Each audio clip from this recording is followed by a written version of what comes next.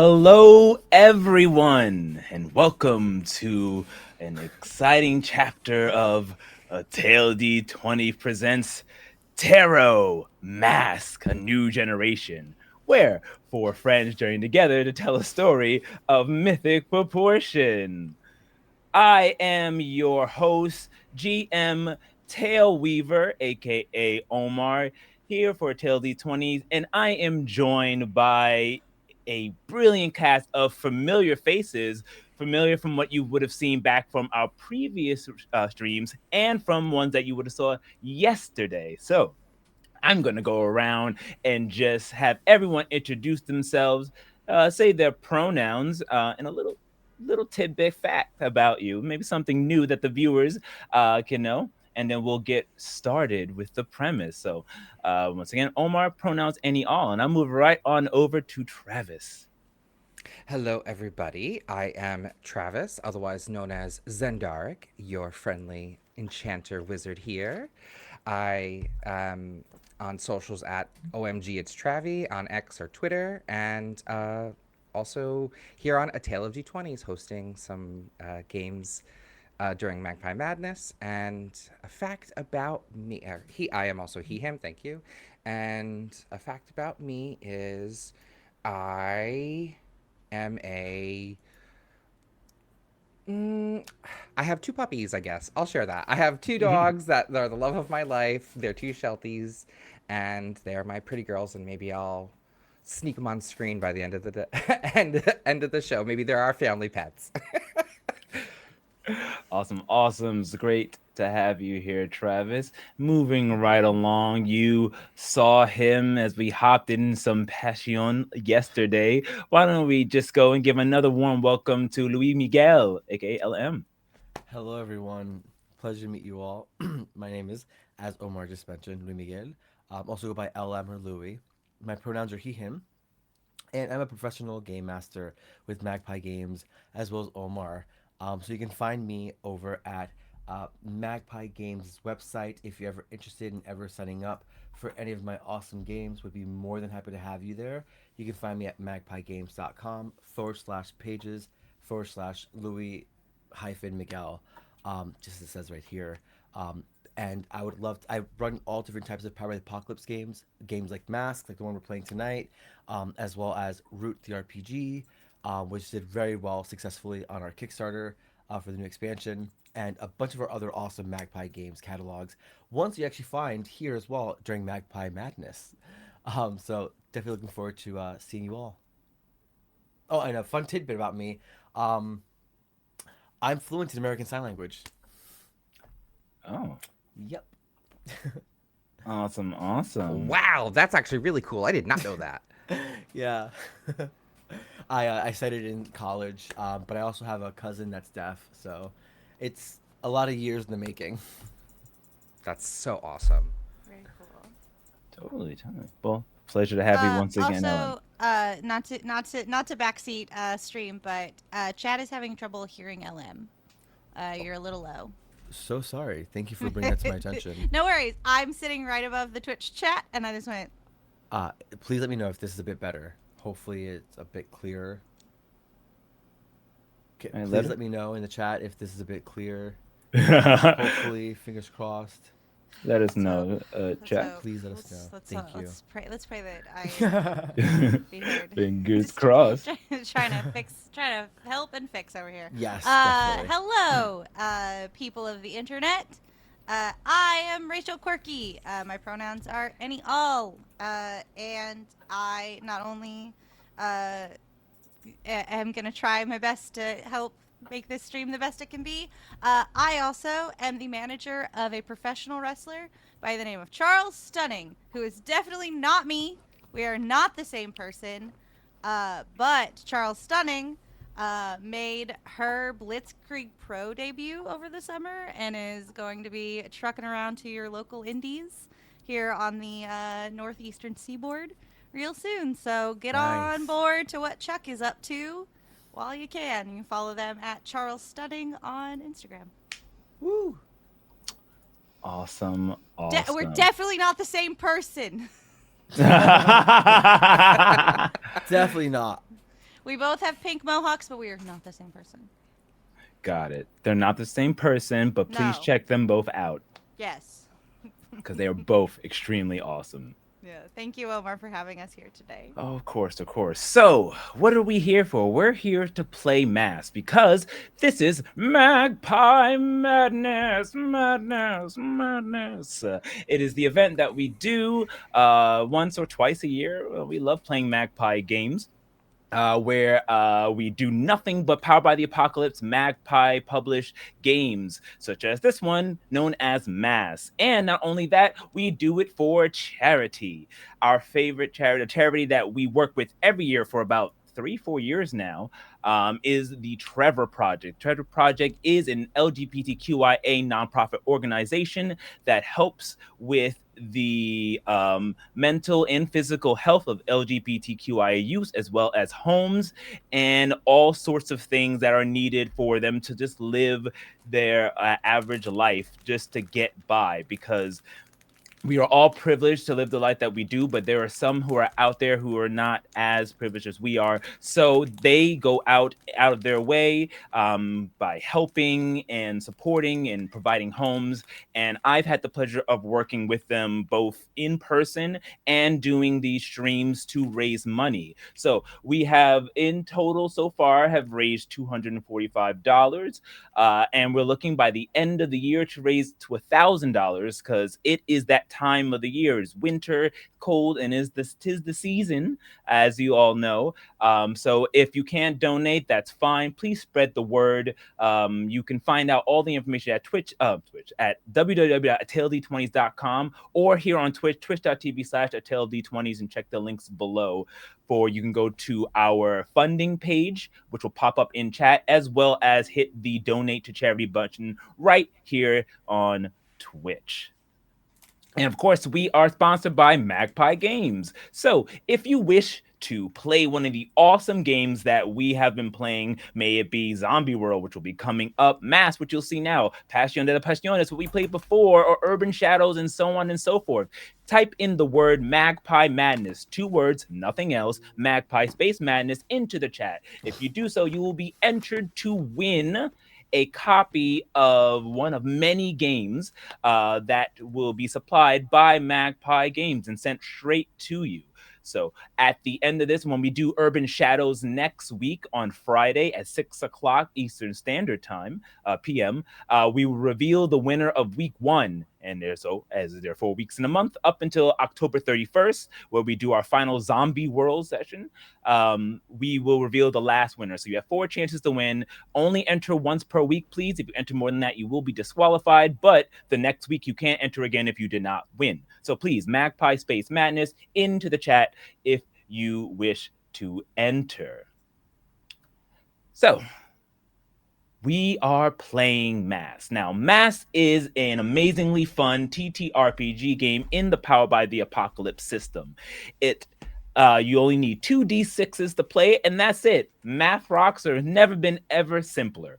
And when you get a 6 or below, that is considered a failure, unfortunately. I mean, you still may be able to do what you want to do, but it will become through major consequences. A 7 to a 9 is something called a soft hit or a weak hit. That means that you'll be able to do what you intended, but there may be some minor consequences. And then there's a 10 plus, which is a hard hit, meaning that you're going to do what you want and then some, depending on your GM.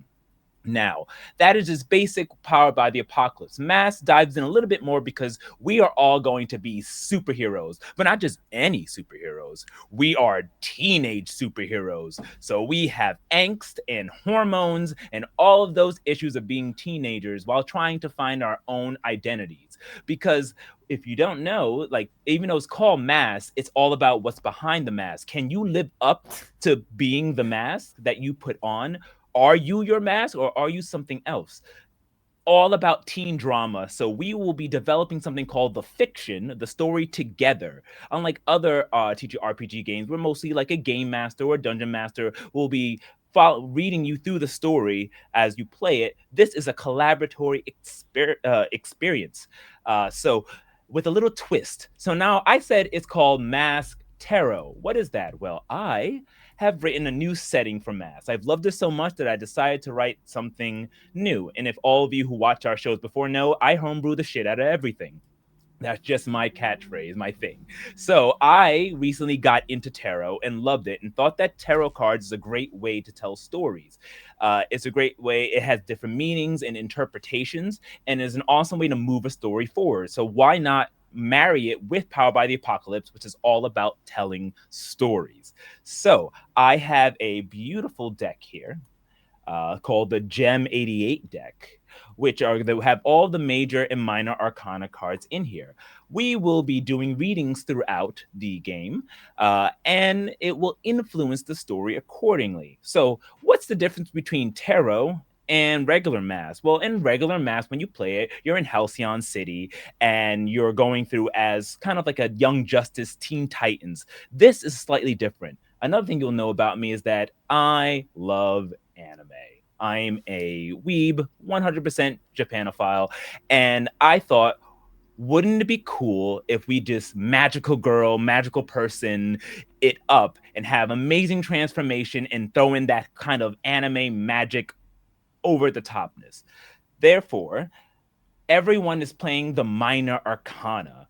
So you're the superheroes, the adults are the major arcana. So like the world, the star, the sun, the moon. But because you are all teenagers and growing to reach that pinnacle of superherodom, you are minor arcanas, which include the suits of the wand, the sword, the pentacle or coins, and the what am I missing? Wand, sword, pentacle, what am I Cups. missing? Cups, Cups. cups, cups, cups, cups. Thank you. And Give me a cups. cups, cups, cups. Give me them cups. And from there, you could be from 2 to 10. We have king, queen, and page for those suits, and they all symbolize something different. So not only do you get to pick something called a playbook, which is a superhero persona, a archetype, if you will. May it be the delinquent, the rough and tough bad person, or the doomed, some like your kind of Raven from Teen Titans, and so on and so forth. You get to pick a magical tarot card that symbolizes your magical energy. And we'll go through a little bit more on exactly what the story is and how that impacts everyone. You all should have these Google Sheets that I provided to you that has your character as well as these things called moves. These moves are the things that you can do. Everyone gets basic moves, which we'll go over, as well as their own special playbook moves. And as you advance and get stronger throughout the session, you can increase that.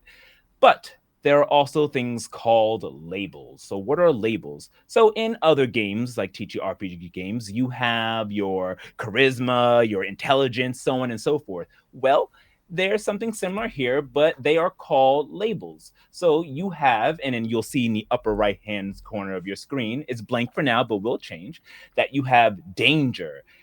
Danger is what you use to roll when you're running into battle. You're jumping in head first and trying taking on fighting and attacking and being really aggressive. Freak is how different you are, how you don't fit in, how your powers manifest and make you stand out. Mundane is the opposite, how normal, how much you blend in with normal society. Savior, it's kind of like that Superman complex. You have to save everyone. You going out your way to be a martyr to protect others. And then superior, similar to savior, but instead you're more pompous and you're saying, like, basically you're cocky and you're superior, as it says, to all those around you or to those that you save. Now, each playbook does have, and you'll see on your book in your sheets, basic stats. Now, with that being said, you may change a stat to increase it to one higher. So, if you feel your character might be more dangerous or more freakish, you might want to increase that. Now, there are negatives. You can't go higher than 3, and you can't go lower than -2. And there are more on that in a moment. So you can go ahead and adjust it at your will now, and maybe your character has a +2 already in danger and you want to lift something else up. Or maybe you want to be super dangerous and make that a 3. Totally up to you, but go ahead right now and change one number +1 in your labels list on your sheets. So with that being said, we are going to dive in on who our characters are, what our cards are, what they mean, and little workshop because like I said, a Power Party Apocalypse game is a collaborative story. So we're going to go ahead and build our relationships that you'll see together. There's some questions on these sheets that help us make this story come alive. So I'm going to go ahead and pop that open and we'll Would you review. would you say that this is sort of like a pseudo session zero Yeah, for I our would say viewers and audience? yeah, this is kind of like I said, we're going to do session zero straight into the game in one. You will spend probably more time in a session zero, but we discussed and talked before, and we're going to go right into it. But yes, this would be our session zero. Now, Mass, even though this is an 18 plus stream, as always, Mass, your teenage superheroes. So we're not going to be doing anything in terms of any sexual content, any non-consensual things other than like bad guys attacking you, taking you to jail against your will or something like that, or any over the top gore or harm. But you can go ahead and message me if you want, or if you want to say it on the air now, that is fine as well. If you have any lines and veils specifically that you don't want to do, such as spiders or people named Nancy because I have a loved one named Nancy, or anything like that, please message me privately, or you can tell me at any time you want. Also, if something comes up and all of a sudden you're like, nope, I don't like this. I thought it was okay. Give me the X card. That means we'll immediately stop and I will halt, no questions asked, and we will not continue with that. So you have nothing to worry about when it comes to that X card. Up next, I like to do something that I call the remote control. First, we'll start off with the pause button. If you say pause, we will stop. We can readdress what happened. You can reassess everything that happened to you or that's happening so you understand. Everyone should have a great time. And I don't want anyone to feel any type of negative energy. All your feelings are valid, and we will totally pause and reassess. Then there's the rewind, wind, where if you made something, you said, wait a second, my character would not have said that. I wouldn't have done that. That was me, not my character. Can we reassess and redo it? I will totally leave that. Yep.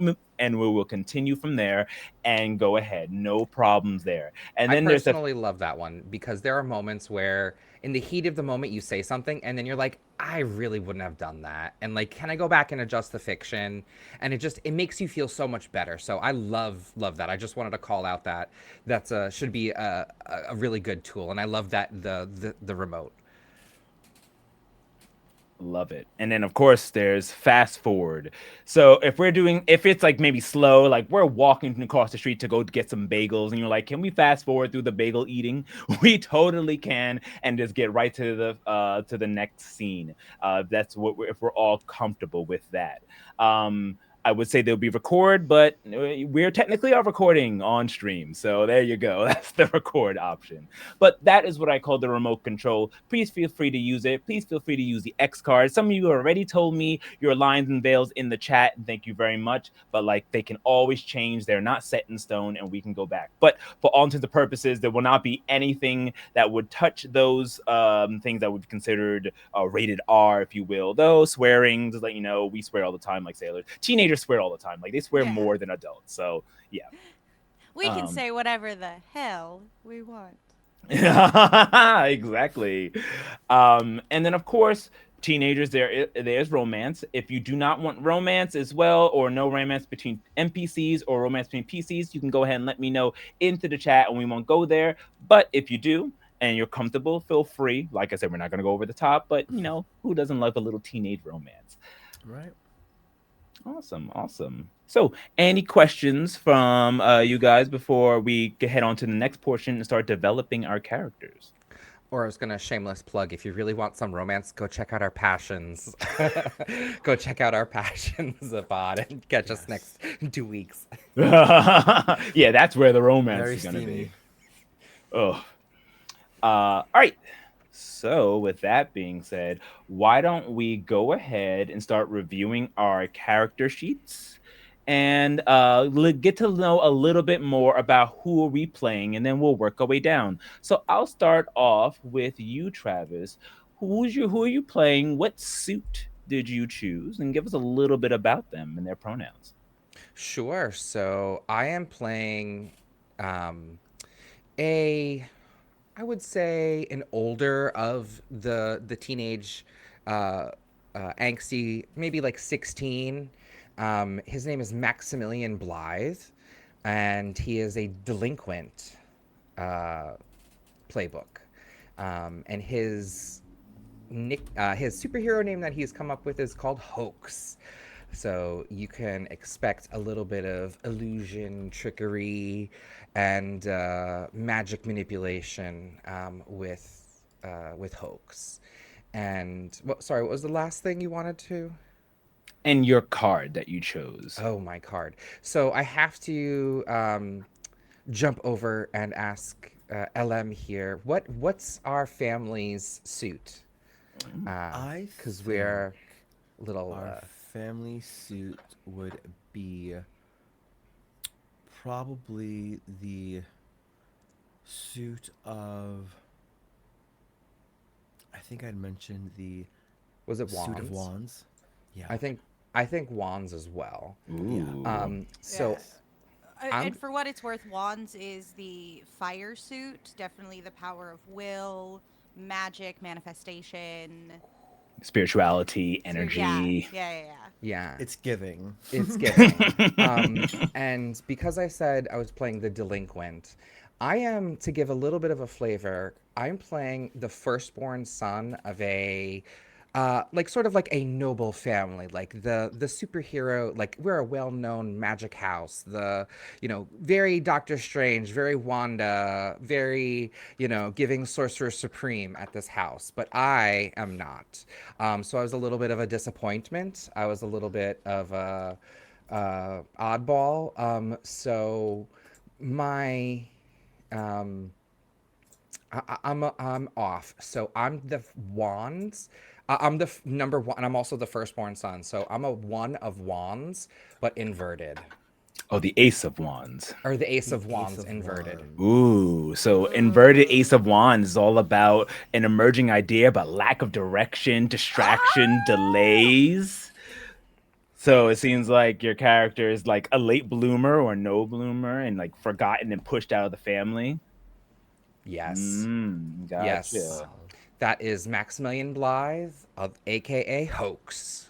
Hoax, the Ace of Wands inverted. Ooh. If your card comes up while we do, like I said, there will be some tarot reading. If it does come up, then it will be involving you. The scene will shift and you would be affected by that reading. So I'm curious. We'll see who may come Oh up or not. dear.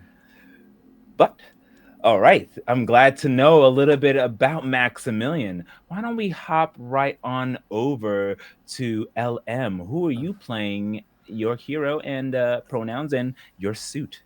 Yeah. Well, I'm playing Maximilian's younger sibling. Um, I may not be the firstborn son, but I am the prodigal son. I am the one that was born with the font of power that when our mother was giving birth, like the lights dimmed and it was very much giving charmed and um yeah, nothing was ever the same since.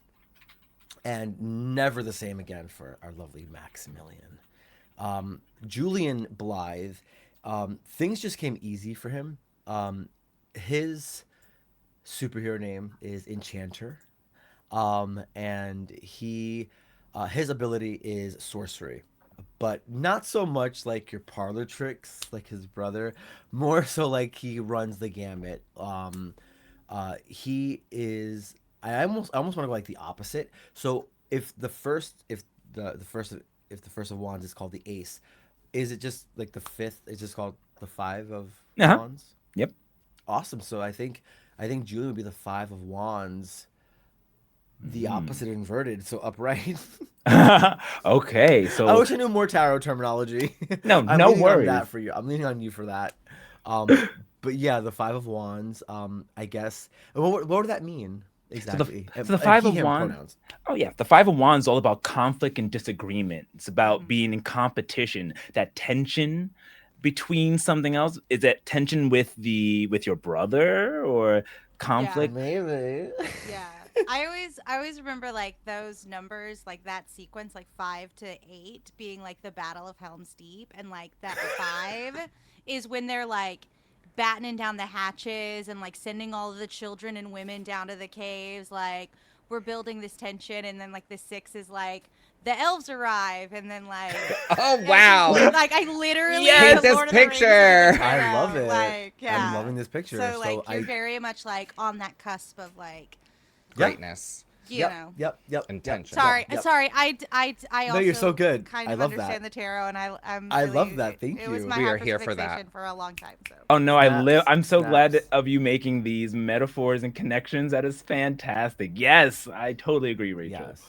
just turn the tarot into stories, and you'll understand it so well. And for me, I the agree. wands is Helm's Deep. Beautiful. Beautiful. I guess my was there anything that I left out? You're the Nova, uh, right? Oh yes, I am playing the Nova playbook, and the Nova playbook by default is usually the playbook that is like the font of power. They're the ones that are usually their powers are usually a burden because they're too cumbersome for them, and no matter what they try to do, they usually end up hurting someone. But that's okay because we're heroes, and we're meant to try and fix the day and save the day. So that's why I have my team here to help keep me in check with all these awesome, crazy powers that I think are a little too big for my little body. awesome, awesome. Well, very excited to Oh, and I'm see. 15. Just turned Oh, 15. fantastic. Ooh, the drama already begins. So, and then moving right on over, Rachel, why don't you tell us a little about your playbook, your character, pronouns, and what tarot card you chose for them? Yes. I'm so excited to roll up, playing as the Doomed. The Doomed. Doomed. My name is Areska, just Areska, no last name. She is an urchin of the streets, plucked out of the slums, by an evil sorcerer. I'm calling him the Duke of Darkness, just to kick it off. And her powers were thrust upon her without her like permission, like part of a big experiment. So she's sort of like a cast off of this like Duke's machination. So she kind of has real no idea of like what the level of her power is. All she knows is like whatever power was thrust upon her in her rage at being misused, she took more of the power and is like trying very hard to keep that in check. And those powers might lead to her death. They might lead to the end of the world. Nobody knows. All she knows is she's not here for this. Did not ask for this. No, thank you. Get on out of here. But because of the sort of fiery, willful spirit that she has, she goes by the name of Crucible. I Nice. love that. And your tarot card. Oh, and my tarot card is the Three of Swords, which is grief, loss, betrayal, heartache, emotional pain, because like everything that has happened in Oreska's life has been one misfortune after the other, going from poverty to experimentation to suddenly being thrust into this life of heroism. They're having a bad time. Oh, the drama. I And feel for Crucible. I'll put her at the younger side. I'll put her at like 14. 14, so just entering high school. Yeah, so she's like young, new, fresh, angry. Love it. Chip on the shoulder for sure. Love it. Feel that. I feel that energy. Yeah. Alrighty, so now that we know a little bit about each other, know a little bit about who we represent, what we represent, why don't we start to move on and start to build exactly our relationships. But before we do that, let's go over your abilities. You all have certain powers that you can use, and that will help shape who you are and make the other players and myself understand your character more. So we'll work backwards and start off with Rachel. As the doomed, you have your powers that are tied to that. So what are the powers that you've chosen from the list? The abilities, your powers are tied to your doom. Yes. Yes, I have memory manipulation, superhuman strength and speed, and psychic constructs. Ooh, I Yeah, so like that. definitely like for some reason we're very strong, but also like we can fuck with your mind, you know. Nice, nice, nice. And your powers are could be killing you, or you're being hunted, or there's an some sort of like doom apocalypse that's heading towards you. Now you're not probably exactly sure what's going to happen. You know something bad's going to happen, but you get to choose two things that bring you closer to this inevitable fate. What were the two things that you chose? Facing danger alone and frightening loved ones. I Oh, think like anytime that Areska is by themselves or by herself, she might like tap into the power a lot more than she should. So like having a crew to like anchor her to this world is really gonna help. Even though she acts like she doesn't care, she doesn't want to like let that. She doesn't want to let whatever she took from the experimentations out. So that's sort of where she is on it, if that makes sense. yeah. Awesome, awesome. Okay. So you also have doom signs, just so Uh you huh. know. These are abilities that come to you when you're approaching your doom. Once you have taken all those five doom signs, you must take the your doom arrives the next time your doom track fills. Like I said, we may not get to that, but you know you're getting closer to your doom. So you choose one doom sign that you already have when we start the character. So out of the Mm-hmm. ones listed here, dark vision, infinite powers, portal, burning bright, or bolstered, which one do you choose? Infinite powers sounds really good. Of just like Sounds lovely. Who wouldn't want yeah, no, and also infinite just powers? again that idea of like her tension of trying to keep a cap on something she doesn't understand, and then like when that doom happens, it's just like we're so super powerful, super Saiyan. Am I gonna blow up the whole world though?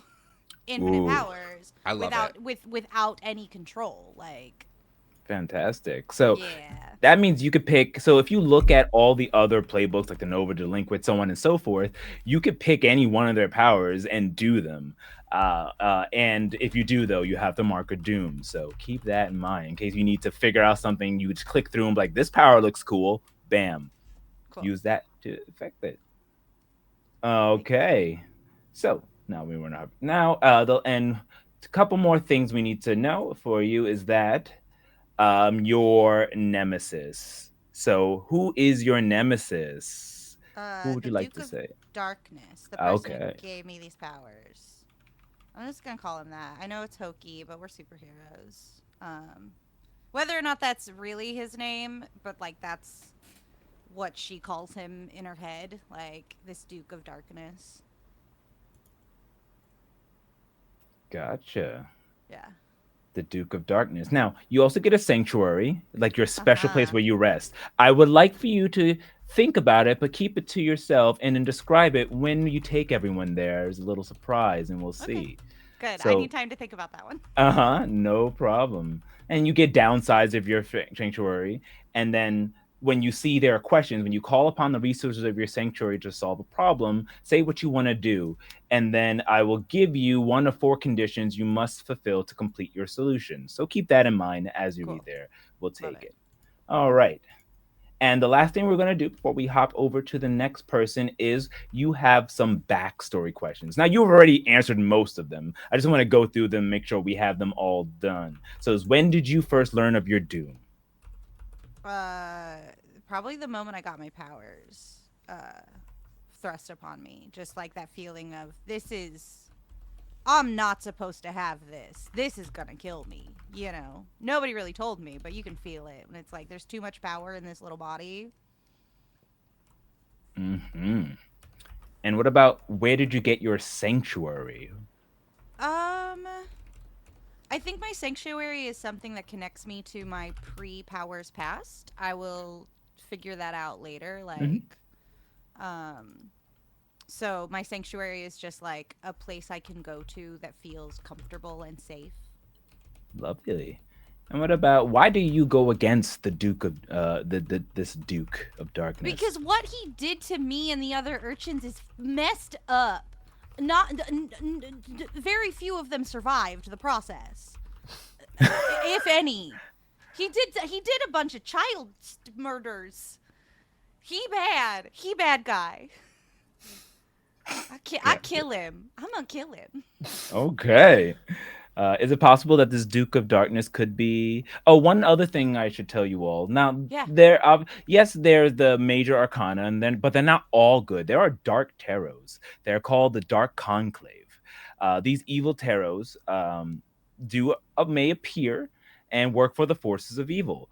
Is it possible that maybe the Duke of Darkness could be one of these dark tarots? Ooh, yeah, probably. Oh, okay. Well, we'll find out more as we continue. So, who outside your team, so an NPC character, is crucial to defeating your nemesis? Oh, that's a good question. Oh, I didn't think about this. Who outside my team?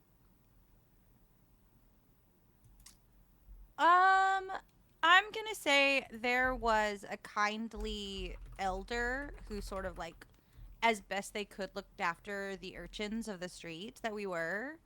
And probably is like again like a resource of advice, of comfort, of safety, maybe sort of connected to my sanctuary. I'm imagining like the Pigeon Man from the Matrix Hmm. Resurrections, like that kind of character, another like an entity of the street who's like very wide, a Fagin-esque character who's like obviously like not equipped to truly care for the children of the streets, but like is there and is just like a kind resource and an adult that I respect. And maybe Nice. there's something about that person that you don't know that makes it crucial to defeating. Yeah, so like something. Who knows? Ooh, I'm loving it. I'm loving it. Tasty mysteries. And then lastly, why does this team, because you're on it, you have all formed a team already, but why does the team matter to you? It doesn't. That works. I'm here because they made me come to this school. I had to team up with people. I'm just here. I'm just What? Ken. Why couldn't it? Ah! Why could? You're could it, enough. maybe you haven't admitted it to us, but I love the idea of what you said earlier, that like you've realized that having people around anchor you so that way you don't spiral to infinity. Yeah, And the but Blythe brothers, you feel like an outsider, but with the Blythe brothers you fit in, you know what I yeah, mean? like you guys. I feel like there's a level of y'all don't care that I'm angsty, and you just kind of tolerate me, and I'm just like, all right, Love I, that. I dig it. yeah. Again, it's just like I have to be here. I have to figure out how to get this Duke of Darkness dead, and so this is my way to do it. So you guys are my way to get my revenge. Heck yeah. Sweet, sweet. Okay, okay. So we'll go over that how you first team together later. Special way to do that. But that pretty much fills in all we would like to need to know about your character before we start building that relationships and I doing love those it. influences. So why don't we move right on over to our Nova, Julian Blythe.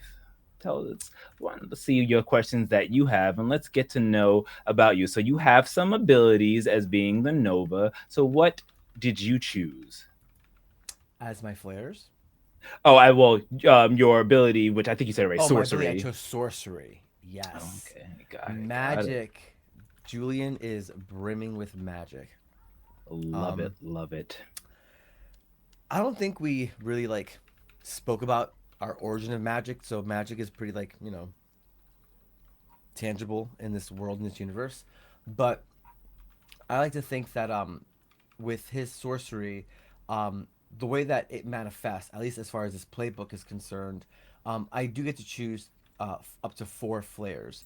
And Hmm. flares are just ways that my powers can manifest. And the ones that I chose were, of course, um, Julian can create constructs. So that looks like him being able to shape magical energies into tangible constructs, such as like barriers, living beings. He can salmon. He can salmon. He can summon a companion made of like starlight to like fight alongside him, or create a shield that reflects any incoming magic back at its like at its source. He's also able to create things like he's able to teleport. So I like to call it like the echo shift. Julian can like instantly teleport, transport himself to like any location within line of sight, um, or to a place he's previously visited if he concentrates hard enough. And sometimes he'll leave behind like an ethereal echo, like a shimmering image of himself, like an after image, try and confuse his enemies. And when he is like really like putting out all the stops, he also can do a little thing called like worship. And when Julian unleashes his powers, he emits like this radiant aura that just captivates those around him. And his presence becomes like a spectacle, evoking feelings of reverence and admiration. Because when you use the worship flare, you're able to put out a tremendous display of your might and spend one burn to awe an audience into silence, respect, and attention when I unleash my powers. He doesn't try to show off. It's his powers, his magic. It just happens. And I believe I also went with Reality Storm. It's like his signature attack. It's basically he calls it what does he call it? He has a name for everything. He does. In He's that kind true of anime character. fashion, yes. Very, very anime fashion in that sense. Yeah, no, it's I think it's just like magical recreation. Oh no, sorry, it's the Tempest of Creation. So his Reality Storm, his signature attack is basically like he like unleashes this cataclysmic burst of magical energy that warps reality itself around him. It's pretty badass. It can either manifest as like a swirling vortex of energy that disintegrates everything in its path, or it could just be like a shimmering light that redefines the laws of physics. Pretty cool. And I believe those were. I think he had one more. Constructs, Reality Storm. I said he was doing teleportation and worship. Yeah, those are his 4. Um, yeah, uh, I definitely took the +1 to Freak. He very much believes in his powers and that he is special, and only he can use them. And was there anything that I missed? No. Now That's all we all. need to go on is start talking about your backstory so we all can understand exactly who Enchanter is. Yeah, Uh, that's very good. That's a very, very good point. When did you first use your powers? When they, I mean, to be fair, I'd like to think that he first used his powers in the freaking womb. Like he was magical at birth. Like I think that's what really drives home the fact that there's such a disconnect between him and his brother, because his brother, like even now, like fully grown, has like is still trying to come into his own. Like, and Julian just like as an embryo was just doing magical shit. It's like what the hell. So I think at birth, like just like being, just when I was created, I was like I'm definitely like channeling. Um, what was Prue? Not Prue. Assigned Who's that? magical at birth. Magical at birth. Assigned magical at birth. No, I'm trying to think. Wyatt is the name of Piper's son from Charmed, yeah. and Wyatt was like this magical powerhouse. So yeah, when my mom was pregnant with her big old belly, stuff was going on, and it must have been really hell of annoying, for everyone around, being like, "What is going on?" But yeah, and who was the first person you accidentally hurt with your powers? I mean, it has to be my brother. I think so Bro, too. big bro, talk to me. How did I hurt you? Talk to me. Do you still have a scar? Do you forgive me? Actually, it's really funny that you're gonna say that. My Hmm. my husband was gonna give me. He's like, "Do you want to be an eye patch?" When I was like, "I'm being the delinquent." So maybe I have an eye scar. I actually want Oh one dear. of my irises to constantly swirl like a galaxy. Ooh. So I have Ouch. one Okay. hazel eye and one eye that just swirls because your power like affected me so deeply. Yeah, yeah. Oof. I still have trauma about that one. But yeah. I might The need the next iPad. question. Wow. Who outside of the team helps you control your powers? Who's more powerful, mommy or daddy? Uh, I mean, I came up with a whole bunch of this story. You choose whichever one you think. I think our I don't mother want is to. like the Scarlet I Witch. think that's what I think. So that's what I was leaning to. Mom is like sort of like Scarlet Witch. She's more like the Crimson Witch, yeah. Yeah, Infringement. yeah. Yeah. Our mother, the Crimson Witch, The is Crimson like Witch. Yeah. she's just like a powerhouse, and And she's the Mr. one. Weird, the way that they write their incantations and enchantments, they're just too much. I love that. I love that. Crimson Witch and Mr. Weird. Oh. All right, let me write. Are, are they major arcana? Yeah. Oh, of course. Yeah. The Crimson Caster. Oh, Ooh, yes. the Crimson Caster. Let me write I this like that a down. lot. And I think she would. Alliteration. And and I think she would definitely be the Ace of Judgment. Well, she. Oh. Well, just be judgment because Oh, they. just judgment. Yeah. Judgment. Yeah, yeah. Oh, that's right. That's right. Just one judgment. And do we think that? No, definitely upright. Yeah. Rebirth, inner calling, absolute. Hell yeah, that's mommy. Yeah. All right. Yeah, And what's dad? What's Mr. Weird? Mr. Weird. Do you want to choose? Or you go with the other one?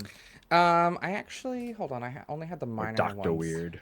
I like. I was trying to not do doctor again. That's why I said Oh. Mister. But Oh, okay, yeah, that's fine. but like I don't know if we can come up. That's a stand-in. If we can think of something better. Yeah, we can change it Yes. anytime. If we think that there's something better, let me take a quick spin at the majors and see. How about the magician? I was thinking the magician. Yeah. Is Nice. like the abilities of like all the suits in Yeah. one. Like he's the power of will, the power of like the idea person. You know. Yeah. I love it. Yeah, the magician for sure. Hell yeah. And is that upright or reversed?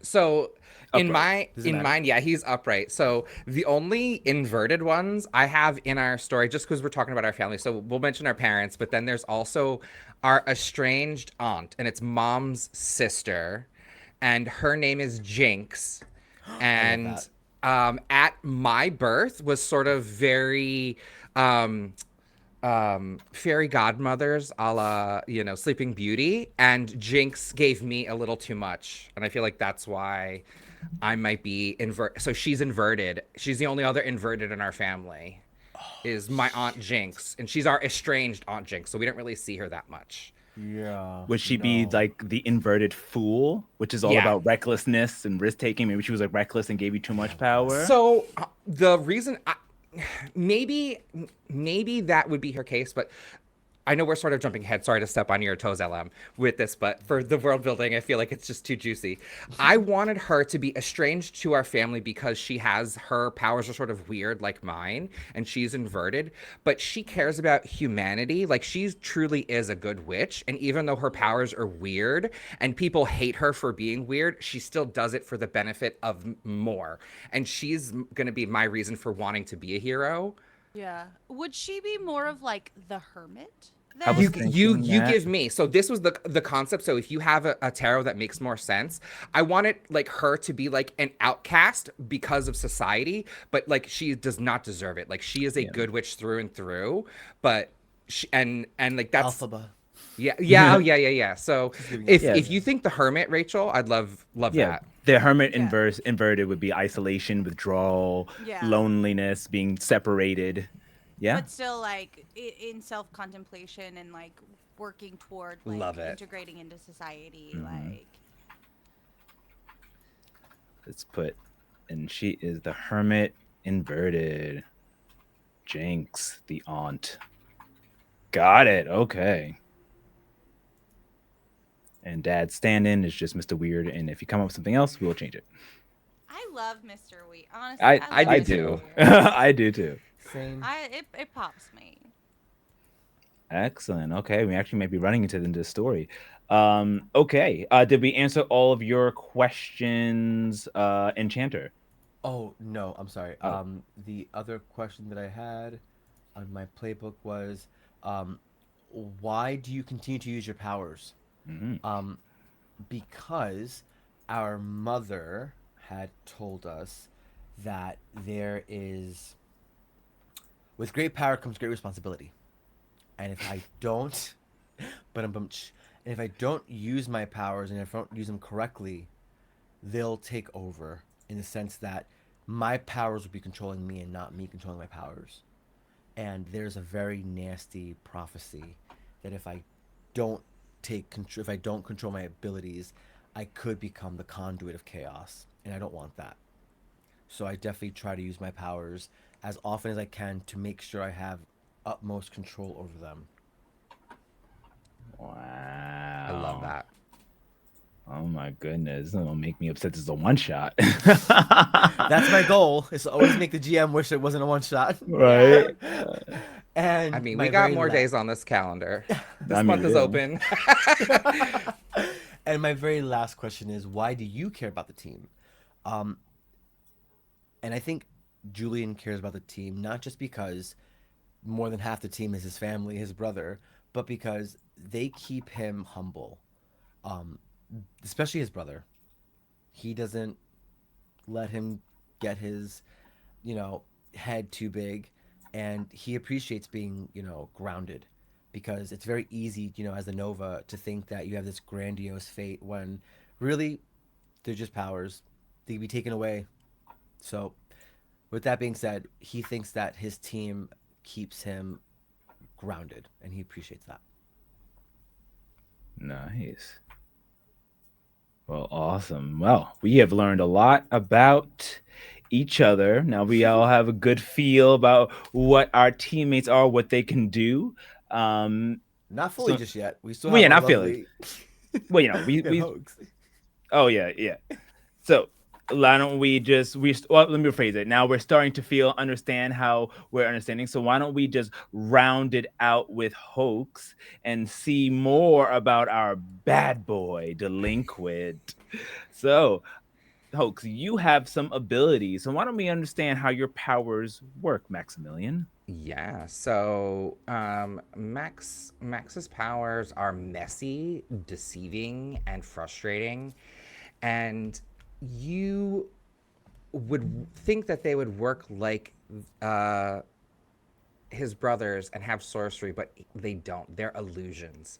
They're not full. Like they can trick people and they can still do potential psychic damage or harm, but they're really illusions. I'm not changing reality the way that he does. But in addition to that, I have the power of negation. So I have some ability to manipulate other people's abilities. So that's also why I'm sort of the bad boy, because when he thinks he gets too hot, I can just shut him off, and then who are you when you're just a boy? Um, But you're I'm just a telling mom. boy. right? Yeah, she hates when I shut you off. Awesome.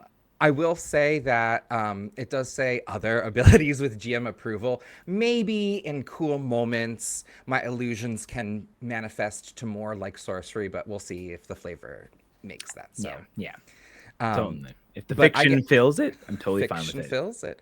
And then I get three cool delinquent moves. Ooh. And I chose Criminal Mind, which allows me to assess situations and ask specific questions, even if I fail at doing it. So I'm always thinking, I'm always scheming, I'm always able to find the best way in or out of trouble.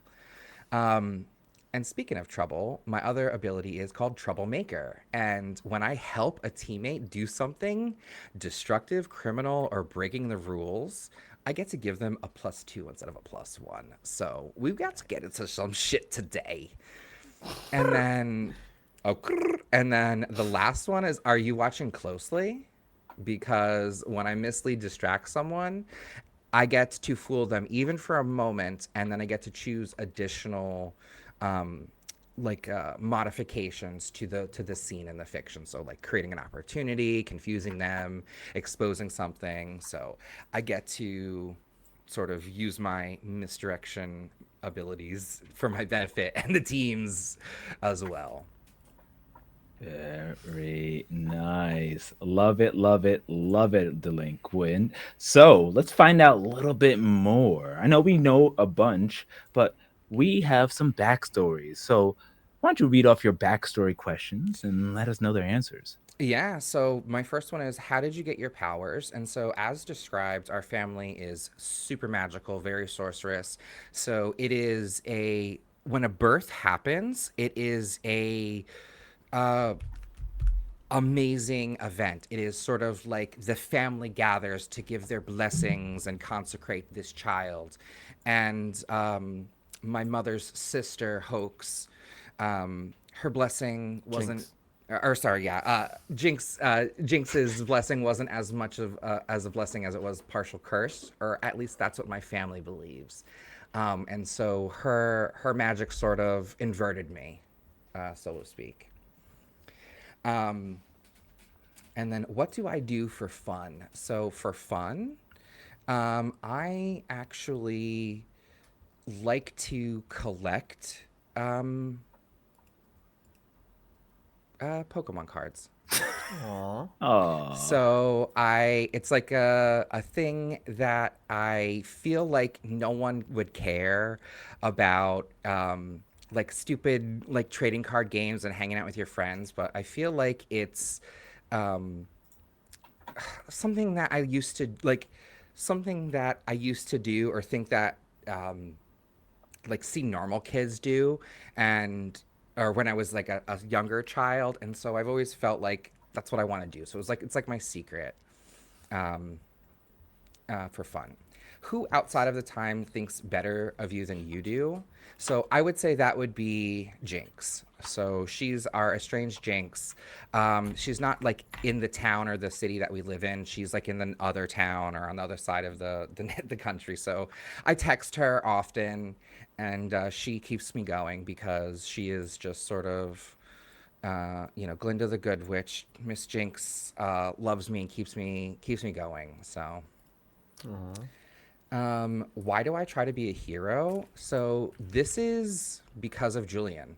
He was literally born to be a hero, and my parents have hated me ever since my illusions were not never manifested into reality, and I was never good enough, and he always was. And so I want to be like him. I want to have sorcerer powers. Um, and be what my parents want me to be, not because of them but because for myself, like, and because of him. And I feel like sort of like with what Julian said, like when he showed off and hurt me, and even though my eye is a galaxy, we've bonded and we're stronger because of it, and I trust him.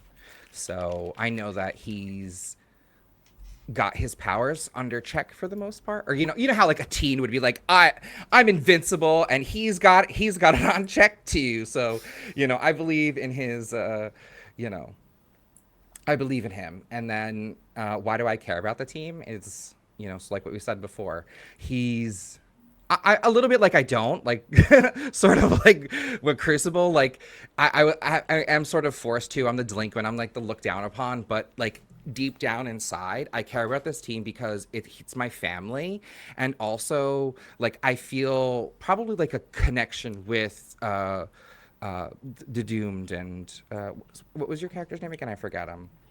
Crucible? Kesha. What was her name? Crucible? No. No, Crucible's like the Areska. one. Oh, Areska, yeah. Areska. I feel like a connection with Areska as being sort of like the like looked down upon person. You know what I mean? Like she's obviously had a shittier life than I did. Like I came in, like I was in like a nice posh house, even though I was like the loser kid. Like she definitely had it worse, but she's like, we have that same like woe is me vibe. Like people don't like us for reasons that are out of our own control, Yeah. So Yeah. I feel like, we all center each other in this like crazy, crazy adult world. Awesome. awesome. And Oh yeah, my those goodness. are my backstand questions. Also, don't Okay. anybody judge me. I started standing, and now I'm gonna have weird standing energy for the stream. Love I it. love it. All right. So on top of that, you all have team moves that I'm just going to quickly go over, such as a delinquent. Just remember, whenever you share a triumphant celebration with someone, ask them if they think you're cool. If they say yes, give them influence and take influence over them. More on that as we continue. If they say no, you have to mark a condition or spurn them immediately. If they're a teammate, then either way, add a team to the pool. Team is just a way for if you're acting as a team and there's one in the pool, you can use that to increase a roll by one. You can also use team selfishly, meaning for your own selfish gain, but then you have to act accordingly, and then a team may not like you so much anymore. But use that to influence your roles if they're too low. You also have when you share a vulnerability or weakness with someone, give them influence over you and ask them who they like you to be. Mark potential. Remember, that's what you mark to level yourself up. If you know that, if you show them that person, if they're a teammate, add a team to the pool no matter what. As the doomed, you have also team moves. Actually, actually, does the doom have team moves? All of us have team moves. Oh, yes, right. Yes, Yeah, yes, it yeah, does. it's way down. It's way It's down. right at the You're bottom. like, yeah, Yeah, 44, okay. 45. So you have when you share triumphant celebration with someone, give them influence over you and spend one team from the pool to clear one box of your doom tracker. So there you go. Nice. You And when guys you beat me from my doom, literally. exactly. And when you share a vulnerability or weakness with someone, give them influence over you and ask if they honestly think there's hope for you. If they say yes, mark potential or clear one box of your doom tracker. If they say no, mark and condition and mark your doom tracker. Dun Ooh, dun y'all. dun. I'm so Oh, excited. ooh, we'll see how that goes. And finally, Nova, you have when you share triumphant celebration with someone, ask them if there's any fear in their eyes when they look at you. If they say no, you get +1 forward, meaning that you can get +1 towards something in that situation. I'm very liberal with the forward. You can kind of hold on to almost like as an ongoing, long as it fits the fiction. And mark potential. If they say yes, immediately shift your danger up and your savior down. You also have when you share a vulnerability or weakness with someone, tell them how they could stop you if it came down to it. Ooh. Give them influence over you and clear a condition. Interesting. So I believe it sounds like we know each other. We have a good feel on who we are, and we're almost ready. So all we need to do now, really, is just kind of go over our influences and relationships. So why don't we start off with relationships? I'm gonna hop on over to you first, my Nova, and look over at your relationship. So you have everyone has two relationship questions, and we'll do your first or second one, and then we'll wrap around and do the second one, and everyone can go and build it as we understand. So which question would you like to answer first? I mean, I think the really straightforward one is the second one. You once hurt Maximilian when you lost control of your powers, and I gave him that really gnarly, swirly eye. All right, so mark then that, yep, and that's something we learned from your building. So yes, you can mark that down. And then moving over to our doom, do you have also two relationship questions, line 22 to 25? Mhm. Which one would you like to answer first? I'd like to do you told someone about your powers or your doom and danger you're in. And I think I told Nova, weirdly You told enough. me. Yeah, I told you. Oh, I know it seems counterintuitive. You'd think I would have told the delinquent about it, but I think like you at some point like the like wanting to help aspect of you got under my skin and like you joyed it out of me in a way that like I like that I don't think the delinquent would ask like the questions that would have led me to like tell you Yeah. this. I So I think enchanted like you. you did like something in the like the like the joy that you bring to the dynamic of our team, like you got Aw. me once.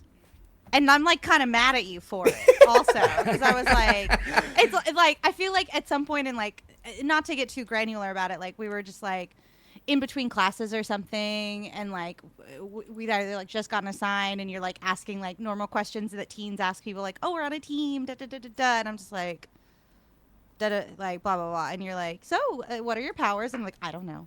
Like, how do you not know? Like, you're just like so curious that it like got to me, and I was like, well, this guy gave me my powers, and I might die. And I was like, and you walk off. I'm like, okay, Yeah, that's how you know. that's a thing. That Awesome. just feels right if you're into it. It feels. I love it. I love Yeah. it. Awesome, awesome. And then moving on to our delinquent Maximilian, you have two questions as well on line 22 to 24. Which one would you like to answer first? Yes. So I really like the first one. You keep trying to impress blank with your antics, and I love trying to impress our doomed Crucible. I think it's like, even though she's younger, like she's got she's a vibe. She's a vibe, and she's Yeah. cool, and she's with it. So I just she rocking that brat summer. she's rocking that brat summer. Yes! So I have to impress her. I have to like just something about her.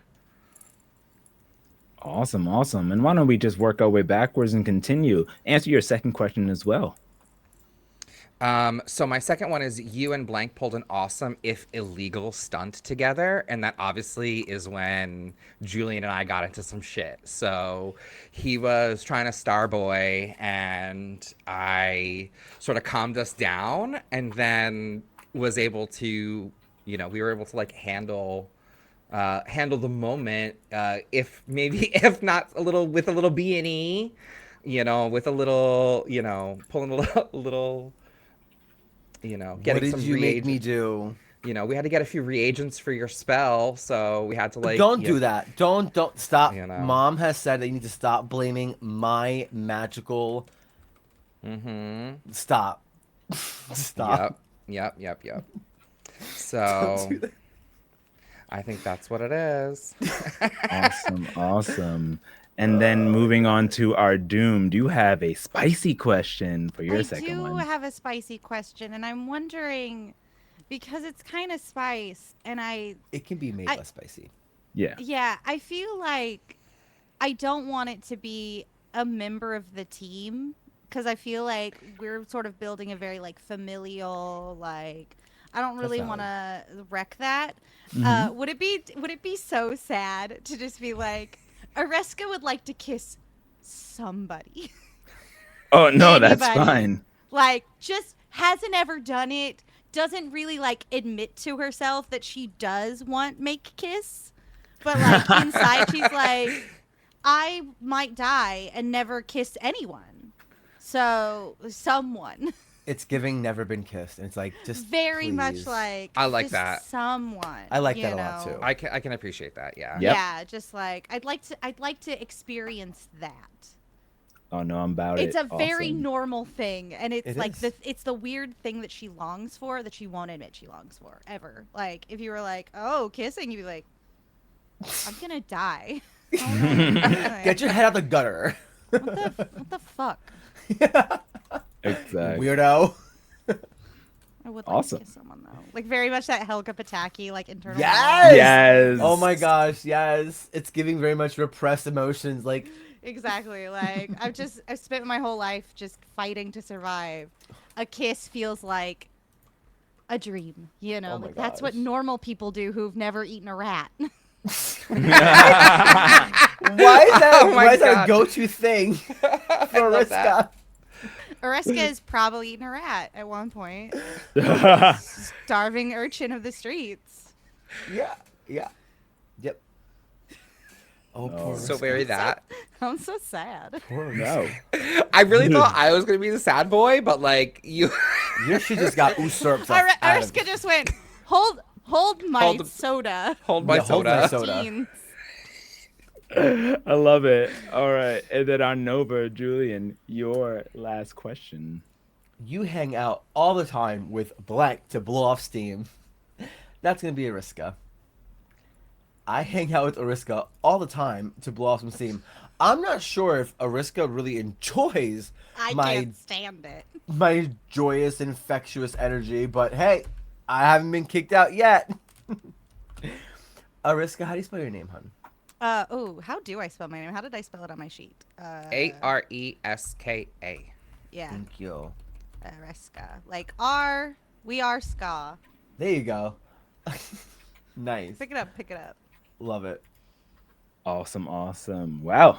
So we have definitely built our relationship. So then last thing before we basically jump right in and go over just the basic moves, which will take no time at all, is about influence. So you should see that on your sheets there's a given influence section, which tells you you some of you may have to choose one or another, and it tells you how much influence you can use the that you give. So now when you tell someone who they are or how things work, you can roll to shift their labels or take advantage of your influence over them. You might say something like, "You're the only one who can save us," and then shift and then Areska, and then you could shift their savior label up and down by paying that influence that you use on them. You can also reject having and also adults have all influence over you because your kids and adults are adults.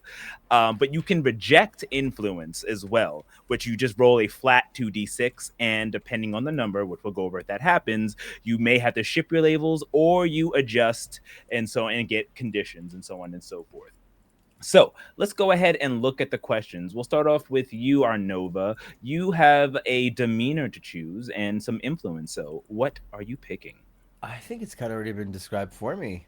I think June's got a bit of a happy facade. Ah, And he gives influence to three teammates, but only have two. So both of you, please take influence over Julian. He cares what okay. you both think about him. So please write in that you have influence over Julian under the held influence section. Moving on over to Max a million, you as well have influence to give. I do. It says you care way more than you let on, which is absolutely how I plan on playing him. So give three teammates influence, so you both get influence over Max. Nice. All right, so write down that you hold it over Max. And then finally, our doomed. Can you, Areska, you Mm-hmm. also, excuse me, give influence. But yours is not a choice. It straight up says exactly what you have to do. You both matter to what I need to do, as we have established before. I need other people to ground me, and also I probably need you to help me be a superhero person so I can kill this Duke. So y'all hold influence on me in that way. Woo! Yay! So Perfect. do I write their names in given influence too for Yes. me? Cool. Uh huh. So So you know hopes. who has influence over you. Love it, love it, love it. And then I have influence over. We're all influencing each Yeah, other. I you all love that. influence each other. So, all right. Okay. And it was Enchanter, right? Yeah. Yeah. Enchanter. Cool. Love it. Fantastic. So we built our characters, we have our roles, we know who we are, how we started. We're basically ready to play. So all that's left is to go over your basic moves. So you know about your moves that you have already there. You know about your labels, danger, mundane, etc. So there are some things that everyone can do. There's directly engaging a threat. You can go ahead, and if you want to go ahead and fight something, you can directly engage a threat. You roll with danger, so 2d6 plus whatever or minus what's in your danger category. If you get a 6 or below, obviously it does not work. But a 7 to 9, you get to pick one of the choices that are there. A 10, you get to pick two. Let you know, usually when you engage in a threat and fight something, the bad guy gets to hit back. So that's why there's a choice that says resist or avoid their blows, because then they'll definitely automatically kind of hit you back, depending on the fiction. I like to play around with that. There's unleashing your powers. So if you need to unleash your powers, like maybe you need to make a construct bridge or something like that, you can go ahead and unleash your powers by rolling with freak. There's comfort and support. You roll with mundane. So if someone is hurt or has a condition, which now we will segue into conditions, that you don't, unlike other games, you don't have HP, you have conditions. Conditions are things that happen to you throughout the game that can affect yourself. So you have the condition of afraid, something might make you afraid. You have hopeless, you have angry, you have insecure, and you have guilty. You also have to do certain things that we'll review once time comes to get rid of these conditions, because some the conditions will give you negative towards certain roles, which we will review. as we play. But keeping that in mind, if you want to get rid of someone's condition and or shift their label or get potential, you can use comfort or support. Piercing the mask is kind of like you're trying to figure out who that person is. What are they planning? What do they want trying to do? That's when you're trying to really dive in and figure out someone's intentions. Then there's defend. So if someone's hopping in there and they're about to get hit and you want to say, I would like to use a defend to block them from getting hit by that, I totally allow as your kind of action or thing you want to do during the scene to defend when someone's about to get hit. You can use that and you may take the danger yourself or something else might happen. There's assessing the situation, which allow you to figure out what's going on.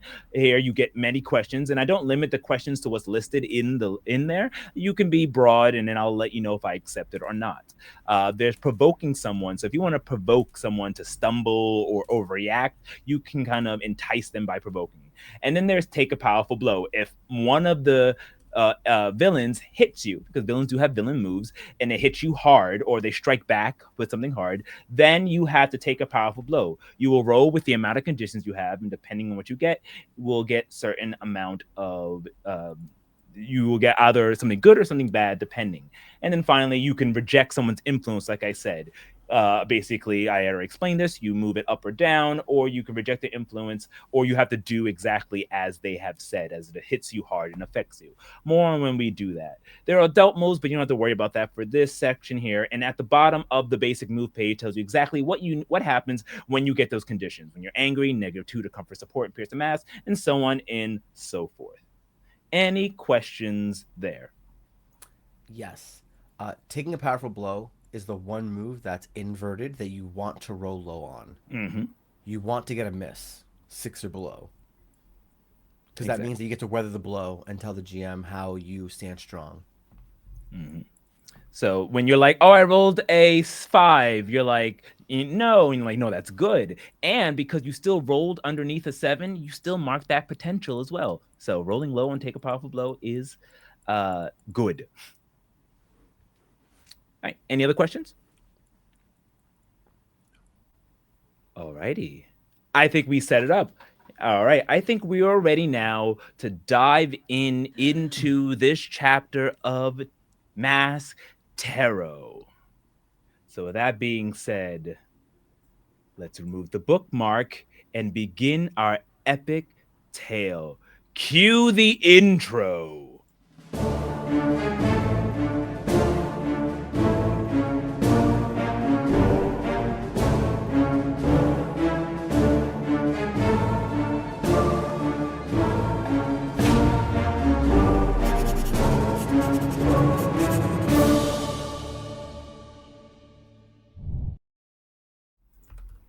All right.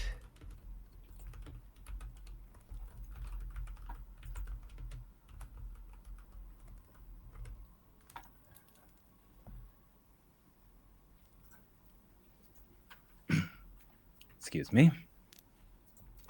In a time not so long ago, in the heart of our great nation, a beacon of progress and innovation rose from the earth. Metroton, the city of the future. This city, with its towering skyscrapers and gleaming technology, stands as a testament to human ingenuity. But beneath its surface lies a power far older than any technology: the astral nexus, an ancient source of magical energy linked to the very stars themselves. For centuries, the astral nexus remained undisturbed, and its secrets lost to time.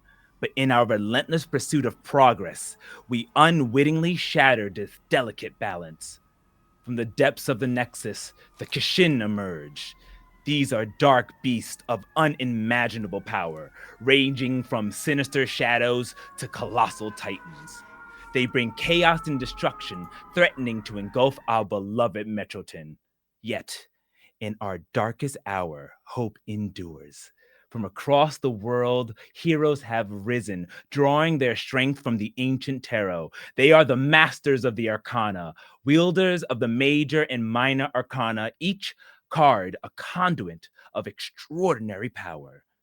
They stand against the Kashin, protecting our city from utter annihilation. You, dear students, are the youngest of these heroes. As members of the Minor Arcana, you are the city's untested defenders, still learning to harness the incredible abilities by your tarot cards. You train under the watchful eyes of the power of the Arcana, and you look up to those who walk before you, the primary guardians of the city, the Major Arcana. But today, a new chapter begins. The fate of Metroton hangs in the balance. Will you rise to the challenge, embrace your destiny, and become the heroes you were meant to be? The stars have aligned, and your journey begins now. Stand strong, young warriors of the Arcana. Your city needs you. So, at this time, the sun is shining high and bright. It is early morning as cars are whizzing by in halfway through the air of this futuristic city. Tall buildings shoot up almost like mountains in the distance as walkways are automated and robot like creatures and entities go by and help the denizens of Metroton. It is in that moment there is a rumble underneath the ground. A shaking force ruptures the earth of Metroton, cracking open as bursting out are six large dog-like creatures with antennae sticking out. They are black and gray with yellow eyes, the size of large trucks. Through their maw that splits open sideways, revealing jagged teeth, they look around as the people of Metroton scream in horror. Smoke can be seen as they destroy and strike down other stores, buildings, vehicles as chaos arises. At this point, each of you are making your way with your backpacks in hand, getting ready to start a new day of school as all of your senses begin to shake and shimmer, and you can see in the distance the smoke and the sounds of terror. We will start off with our with Enchanter. You are in your normal school uniform, but you see that trouble is afoot. What do you do? I mean, Enchanter can see this off in the distance, and I'd like to think that he's got this gut feeling that he's needed right now. He's definitely going to assess the situation. Okay. Assess the situation. Go ahead and make that roll and tell me You what you get. got it. And would you like me to roll physical die or digital die? It's up to you. Okay. Awesome. I'll use some physical die then. Sweet. And I believe that for my lovely Nova, my label for superior is a +1. So whatever I roll, I get a +1 to this. And let's hope. Okay, that's going to be 5 plus 1. That's a 6. A That's a 6. miss. Ah, But you I believe if no one else is around me, please let me know. But I believe we start with at least one team in the pool, correct? correct. You all have one team in that pool. Now, would you be walking with anyone? I Anyone else will on your team, like your brother or I'd like to think that I'd be walking alongside my big brother, Max. Okay. And Max can just kind of tell when my magic is like being used because the beautiful thing about this game is that as a situation, you can use your powers whenever you want. But I think that for Julian right now, like the, the it just feels the air feels staticky around him. So if you're wearing short sleeves, you probably notice like your arm hair is like standing up on end, and my eyes are like piercing this area. I definitely look like I'm squinting, like I need some help. Do you by any chance help me out? Yeah, I think that the way that I would help him is knowing that we have this connection to each other, and I feel the tingling and the power. And since we've already established, can cause illusions. He's piercing the veil and assessing the situation, but I know we're about to get into it. And I say, instead of saying Julian, which I know we're in our clothes, I'll say it's Enchanter. I'll say the key words that the enchanter says when he transforms us, because I have to walk through the portal to put on my costume, and he helps me. So Ah, I say the key word to, like, no, it's go time, and I'll give him the team. oh, yes. Nice. That That means I raises get that to a 7. woo. So on a 7 to 9, I get to ask one question off this awesome list, and I think that with Max kind of telling me, kind of looking in my direction, and like It's I go believe time. it's go time. I kind of like have like this little like smirk on my face, and I think I'm just like, I what would I say? I think I would say that star. I think I mentioned before in our little chat. Star, yeah, Arcana star power activate. And the one question I'd like to ask is,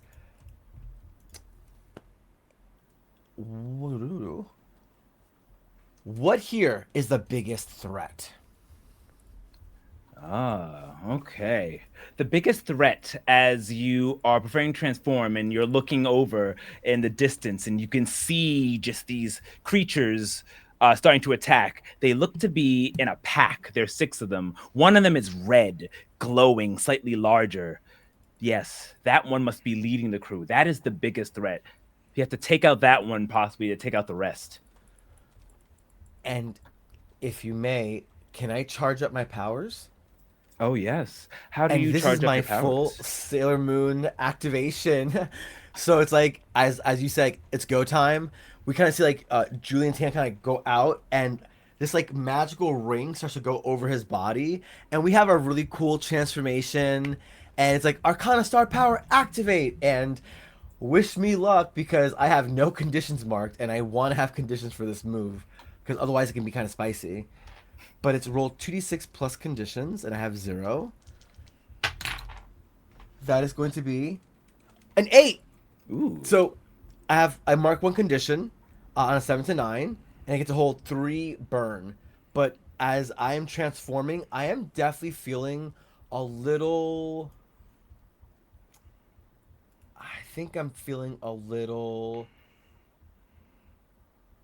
a little, a little insecure that these monsters or these creatures that are coming up, um, they may cause more they may cause more collateral damage than I think I have the power to stop them, and that's like making me feel a little unsure if I'm helping or if I'm adding to the fire. So going with insecure.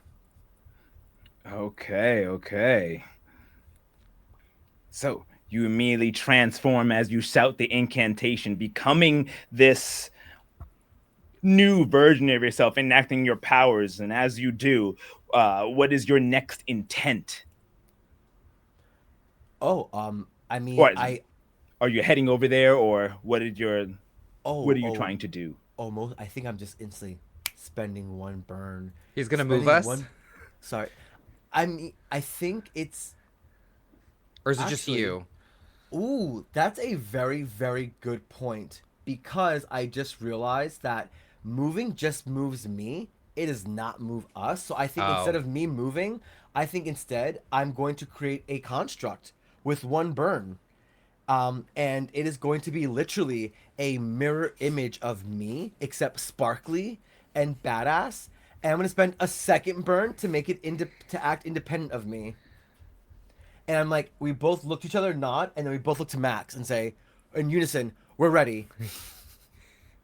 Nice. Max, how do you react? You see the explosions and you see your brother transform brilliantly behind you, before your eyes as you prepare as well. What do you do? I will. Would you say that this was me? I don't. think that I was like directly provoking him because I was telling him like let's go, right? That doesn't make sense. Or Yeah. I would say that okay. I said, let's do our activation phase, and he says his start, and I create an illusory door in front of me, and I say, Chaos Unleashed, let's wreck the stars. And with that, I look at Julian, and some of his magic makes the doorway real. And as I walk through it, I transform from myself into my sailor realness, and I'm going sort of like a dark star. So as like knight in shining armor as Julian is, Hoax is sort of a star guardian, but like shadows, like dripping with like starlight, like dripping off of him, and sort of like a nebulous like swirl around him, and has this like aura of like wisp and smoke, with like starlight dripping through his like illusory self. Break the chains and tear the skies, let the chaos begin. And I will So cool. let us, I guess we would now like to like engage these people and head towards them. Got it. So transform the brother's life. Head towards the creatures after dawning on their arcana prowess. The manga page turns as the sheen shifts. Zoom in as we head towards our doomed Areska. There, your senses go off, and you see. And you see light shine, the familiar sign of an arcana being activated. You immediately know that something's afoot. What do you do?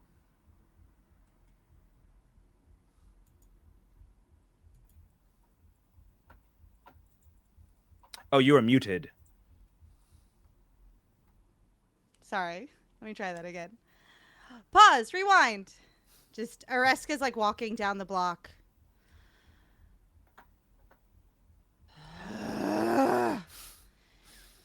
It was just at a good part.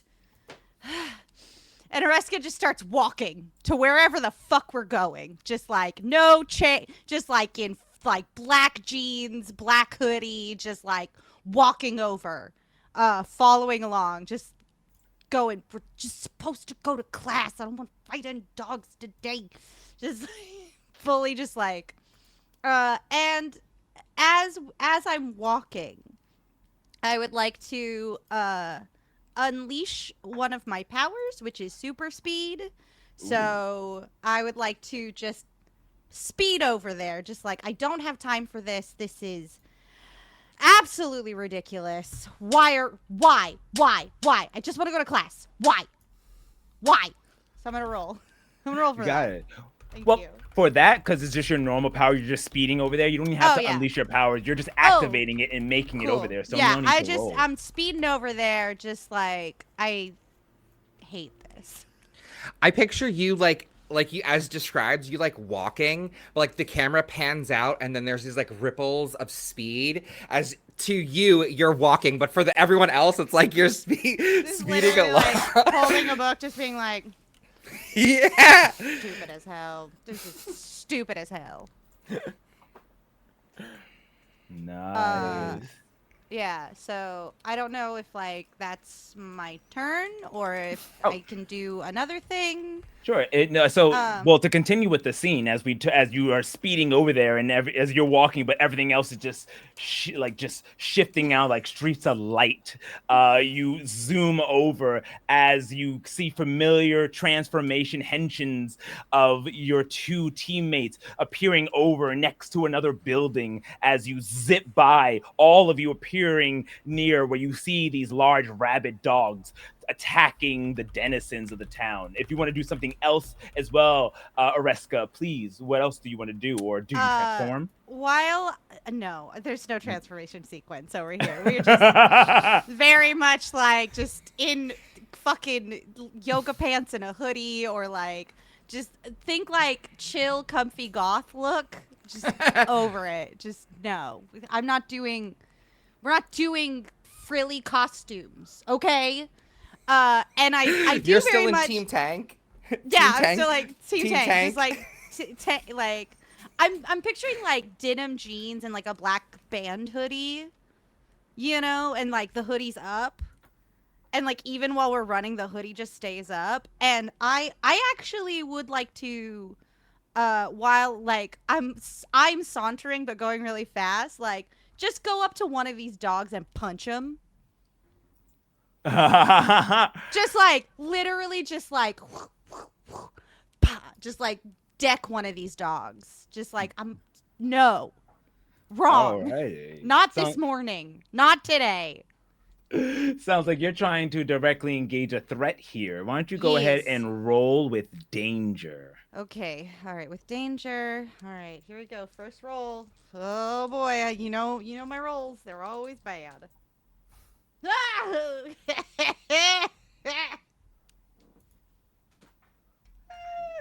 No, that sucks. What'd you 5. So the two of you appear in your Arcana outfits, and you see zooming by is your ally as she runs up in her normal outfit. She goes to punch one of the dogs that quickly jumps out the way and is going to turn around and then try to inflict a powerful blow on you as to counter your very Shitty. wild strike. Why don't you go ahead and roll with conditions marked? So just 2d6s Okay. if you don't have any. Cool. Can I actually, on my turn, since I didn't actually like do an ability, can I defend?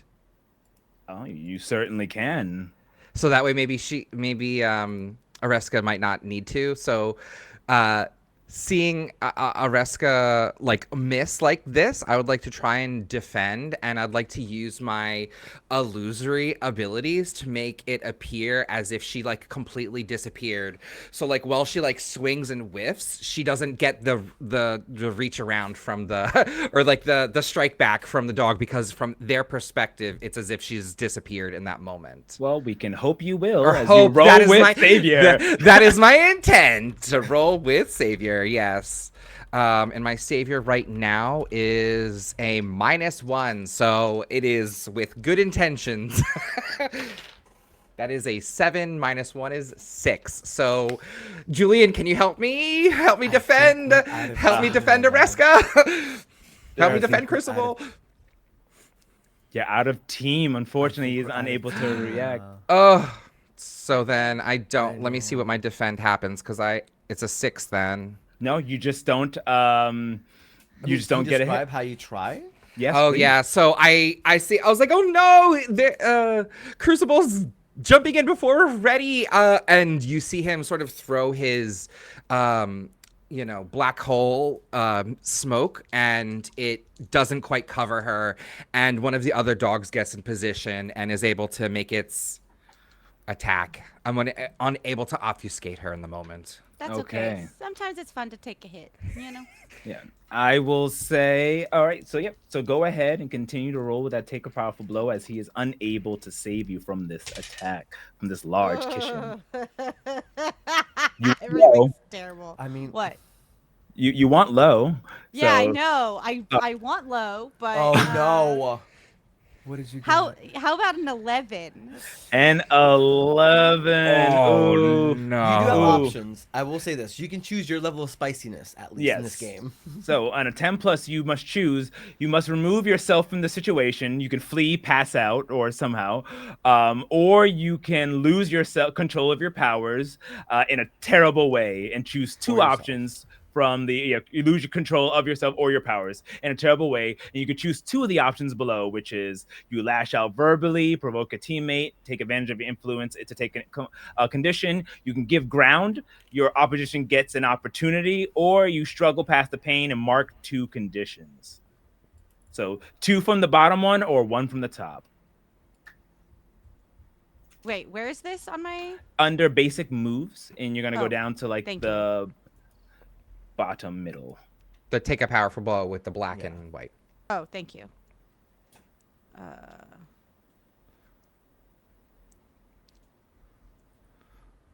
Great music, by the way. Yeah, this Right. is really good. Yeah. Unfortunately, I can't get it to work on stream for some reason. Sorry for the viewers. I am working on it, but it's a bop. It is definitely a bop. I know it's so early, but like there is a part of me that's like, do I lose control of my powers in a terrible way? Like I just I got love bit it. and now I'm Quick question, my love. I love it. yes, dear. What are the two things that bring your doom closer? Oh, Because every well, doom has things, Yeah. basically yeah, catalysts that bring yeah, your death closer. facing danger alone, which I kind of did. Ooh, yes, yes. Just running in to just like Uh, punch this dog. And what else? Or frightening my loved ones. Oh, it's not. That's not an or statement. It could be an and. Oh, and frightening my loved ones, which I imagine me just running in and trying to punch all these dogs without talking to anybody. Probably really frightening. I would definitely say running in there by yourself would boot your doom up a little more. So you can go Cool. ahead and I'll mark mark a one for doom. that. I love this for me. How does your God, yes. doom manifest? Like, how does that feel when you get closer to that doom? It feels like a crackling, rippling pressure under my skin. Like a balloon getting closer to bursting, and I feel like suddenly this like surge of power that's like out of my control. Like I'm trying to think of how it would manifest in this situation. Like, oh, I want like in D&D, there's like that thunder wave spell where like this like rippling force of energy just like radiates and like everybody feels it. I feel like it's kind of like that, almost like a pulse that just like radiates and just like but I don't know how to like mechanically make that work for us, Oh, however you want it. You could say that Yeah, that's how I it love looks, how it Yeah. around you. Yeah. Yeah, love it's it. just like a rippling like maybe it like hits the dogs and like hits like people around and they're just like, whoa, god, hey, like everyone gets pushed back from like this big like force. People are Yeah. falling over. It's just like, oops, I maybe made it worse here. The dogs are just standing around Maybe. and now maybe Alrighty. So after that, you feel that after missing it, you feel that doom hit you. People are thrust back from the aftershock because they're like, They don't know to be scared of you or the Kishin who just stand around them. But there with you in the fray, landing there, unfortunately unable to help you, is also Hoax. But Enchanter, as you stand there and watch your friends and family battle them, what do you do?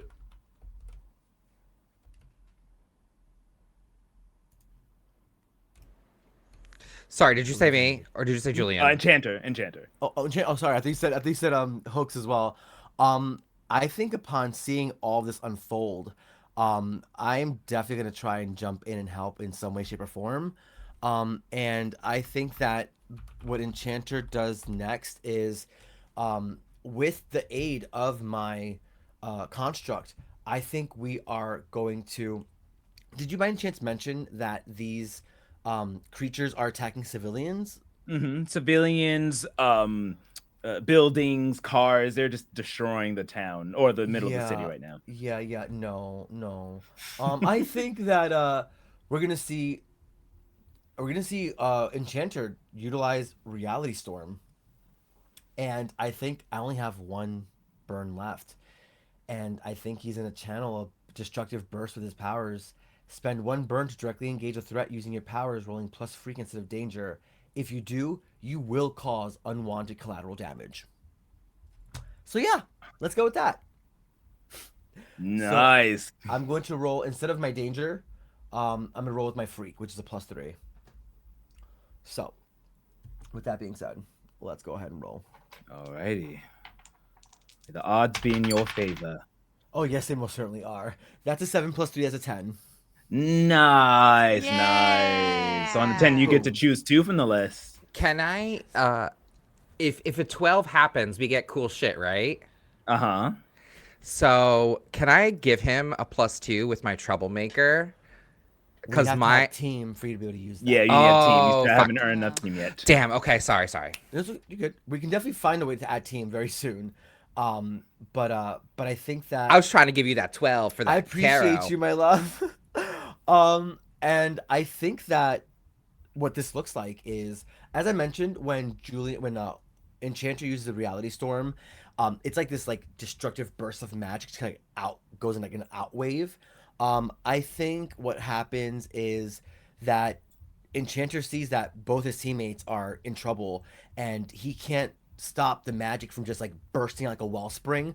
Very much giving Sorcerer from D&D. He might be having some meta magic, wild magic wave going on, but as it like bursts out forward, I think that the energy wave is going to one. I'm gonna choose to. Um, I'm not gonna choose to evade or avoid their blows. I like being messy, so I'm leaving myself wide open, because I'm concentrating on the magic, and the magic is going to definitely either impress, surprise, or frighten these creatures, and it is also going to um, take away their attention, and it's going to have them fully focused on just me. But I also created some collateral damage, so by all means, GM, go off. Alrighty. So as I your am at a burn. all right. So as your power erupts around, pushing back everything around you with that magical energy, cars are flying up, people are thrust back into the buildings as glass is sprayed everywhere. The uh the the Kishin are just awestruck and hit as they fall back. And as you knew, your focus was on attacking that middle one since you assessed that before, as it is itself is struck as well. It's an Uh, 11. huh? It's an 11. Oh, was your full number an 11? Well, because the +1 from Assassin's Situation, it'd be an Yes. 11, yeah. Yeah, Yeah. that's what I was No going to different. tell you. Yeah. So yeah, 11. One more, but in any case, you do strike. And once again, remind, what were your two choices from the directly engaged? To impress, surprise, or frighten the opposition, Mhm. and to take away their attention from the civilians and That's right. buildings and to focus on me only. Got it. Yes. As they are hit back, the four of them are just, or say five of them are pushed to a side and are damaged greatly, though the one in the middle shakes his head and is now completely focused on you.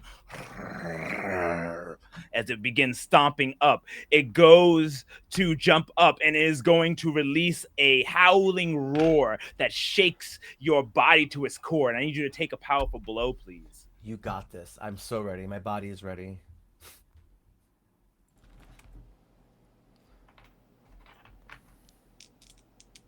+1 because I have insecure marked. 5 +1, 6. 6. Not bad. I feel So- bad. I feel like I should have gotten hit by that. I'm a little mad at the die. It jumps up to swipe, but you manage to just dive out the way, standing up as it crunch and just takes a chunk out of the ground itself, spitting out asphalt. Go ahead and mark a potential and say how you weathered this blow.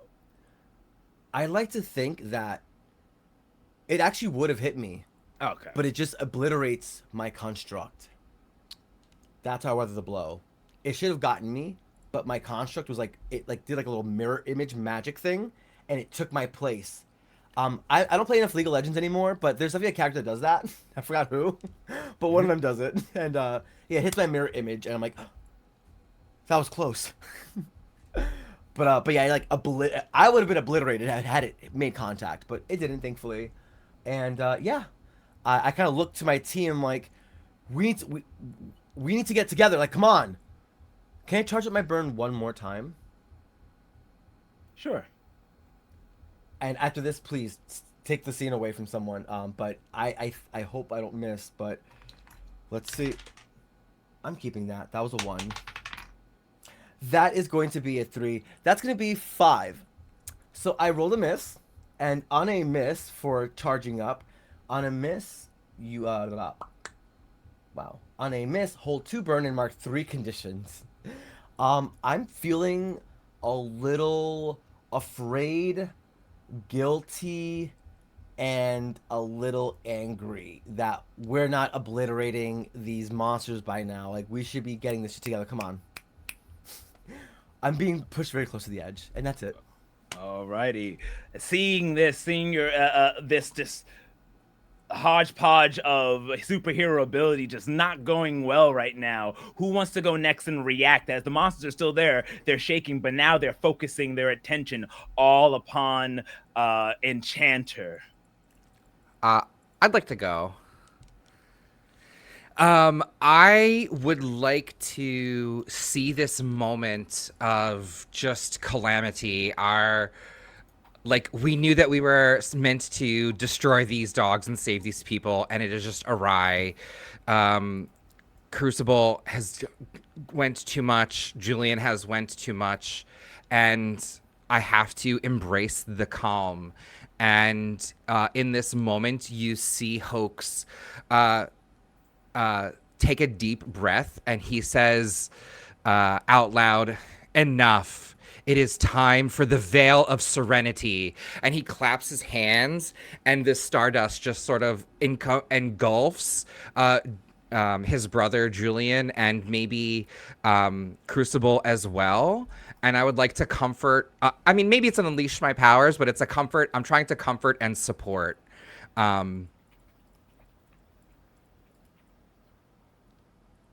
in And particular? create I like, because my powers are negation, so I would like to create a space where Julian and Crucible's powers are off, and it's sort of like a, you know how like in anime when it's like a moment and like you're in the mind's eye and you're standing next to each other in like a void of nothingness, and you just sort of see the ripples of like space underneath them in the blackness. Like, I pull us into the veil of serenity. You're in my mind's room, and I'm like, guys, it is time to calm and focus and pull my or like, that's what I'd like to attempt.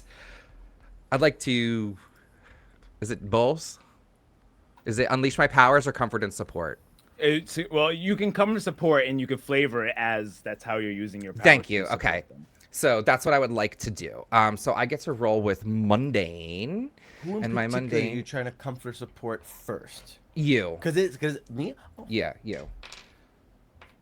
thank you. I know, I can see how distressed you are, and I can also tell that your Super Saiyan waves start to like flare too much, and I know you're in overburn, you know. Yeah. So that's a 7 total. Yeah. Okay, all right. On a 7, they hear you. They can mark potential, clear condition, or sift labels if they open up to you. Okay. You're in your mind's eye, right? So I was only able to capture Julian, and I'll say, you hear in your mind, you hear, Julian, it's me. We have to calm down. And you know that this is a place you've been before. I've had to shut you off, but this time it is a moment of, it's a, it's our serenity.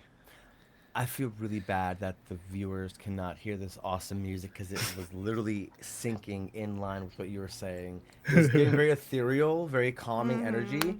And I think that I'm working on it. I think that Julian naturally, he doesn't like when you do this kind of crap. He doesn't like it when you pull the plug on his powers. That's what he calls it. But in this moment, he understands that you're doing him a great service, and the city of Metrotin. Metroton. So thank you. And he nods and takes a deep breath, and you just see his shoulders sag as he tries to find his calm. And I think that's his way of trying to open up to what you're saying. I would like to clear one of his conditions. Sure. Which condition do you feel like will be cleared from this? Let's see. You chose 3 of them, right? From your I have ability. afraid, angry, insecure, and guilty marked. In this moment, I guess, I will put my hand on your shoulder and either clear. I'll let you choose. I think either afraid or insecure. So in this mind's eye, we're like next to each other, and we say like, I didn't mean to pull the plug, but I know you needed me, and let's do this. And I'll like offer to like give you like a hug and comfort you, and then you can choose whichever. I think with that, definitely clearing angry first of all, and then as they embrace, I also don't want to diminish the fact that, not to say that you couldn't pull our lovely Crucible into this. That would just be a separate role. But Crucible could be there. And as Jules hugs you, I think that you both begin to glow. That kind of like magical aura that the two of the brothers have when they're in close proximity. And yeah, I think that he feels bolstered by your support, and he'll like pull away from the hug, and will look over towards Crucible with a small smile, in case you wanted to segue into comfort and supporting her as well. Um, I would absolutely. I don't know. It doesn't feel right for the moment. Yeah. I feel like if Crucible is in this mind's eye, they're just like, She's like, Oh, so sappy. I I'm just gonna- want to go punch a dog. right. Crucible hears the last words that Hoax says to Enchanter, which she's like, I'm assuming you're gonna be like, ah. But you hear Hoax say to you, Enchanter spins the spells and Hoax twists the lie. Remember, reality bends when we unite. That's beautiful. And Areska hits things with concrete. And then the mist fades away. Love it. Love it. Beautiful. And like as the mist fades away, I would love so much for Areska to pick up some like, because the dogs burst up through the ground, so there's like shit everywhere, right? Yeah. I'd like to imagine there's like a piece of rebar that's got some like concrete still attached to it, and like just uses that super strength, winds up, and just like goes to like deck one of these like demons, like just like Nice. uppercut a demon with a piece of with an improvised weapon. Go ahead and roll with danger, please. Okay. I love you Right, holding on to your D&D terminology with the death grip. it's the best way for me to communicate. I you love know, it. I love it. like- I love it. Improvised weapon. That's gonna be an 8 for me. Very nice. So go Thank ahead and look at the you. list, and you can choose one of those. Okay, and this is directly engage a Engage threat. a threat. Uh-huh. Uh-huh. And if you don't choose to evade or avoid their blows, you will be trading blows with the enemy. Mm-hmm. Wait, what? Yeah. Oh, remember, enemies can, once you hit them, they can hit back. Okay, So, yeah, that's fine. yeah. So I hit them, and then I can like avoid them like coming back at me.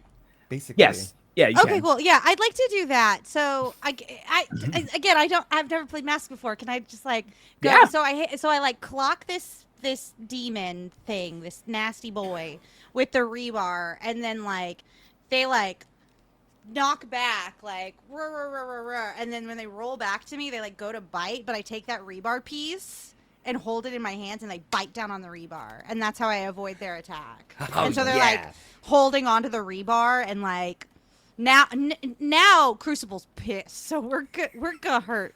We're gonna do hurt now. It was like we were bored. Now we're mad. So like holding this like biting dog is just like on the rebar. I love it. And as you all there attempting to fight this Kishin as they are being thrusted back and forth, and all of this disarray and mayhem happens around, you see that they begin, the middle one, the red one, howls loudly as the rest that were thrown off from Enchanter's blast from before shake off, become kiltered once again, and begin to focus on all of you. They begin to make their way toward you, slowly crawling as you feel yourself being pushed back, when suddenly there is a large golden magical circle that appears beneath your feet. Light shines up, and as it does, it blinds you for a moment, and you see standing there wearing a a black top hat and a long magician's cape, standing thin and tall, is Mr. Weird. As he looks at you, slightly disappointed, specifically at his two children, as he goes and snaps his fingers, and in one moment the Kishin howl and dissipate into dust. In that same moment, almost like the scales of judgment appear, and you can hear the gonging bells as a beautiful woman comes down in her crystal armored ensemble there, with her powers catching all of the miscellaneous debris and cars that was flying around due to the powers of all of you, and saving the denizens and placing them down gently as she floats down as well. And Judgment and Magician stands there looking around as people start to applaud the major arcana as they turn around and look at you. Well, you tried your best, I guess. Come, we have to talk. And there we will take a quick break. Oh really? Oh really? Oh my God. Really? Oh, really? Awesome. And the crowd goes, oh, Oh, shit. because you in trouble. Ah, fine. boy, Mom, fuck. Dad. Love that. It's good every time. It's good every time. Iconic. Every time. I love it. Okay. Oh my god, that was fun. Oh god. So we now that we experienced the first battle and all that, we'll jump a little bit more into the story before we get to our climactic finish. But for then, we'll take a quick 10-minute break, come back, and see how the story continues. And then we'll do our first tarot reading and discover how the team got together. So stay tuned. We'll be back in just a few short minutes. See you soon. See you soon, everyone.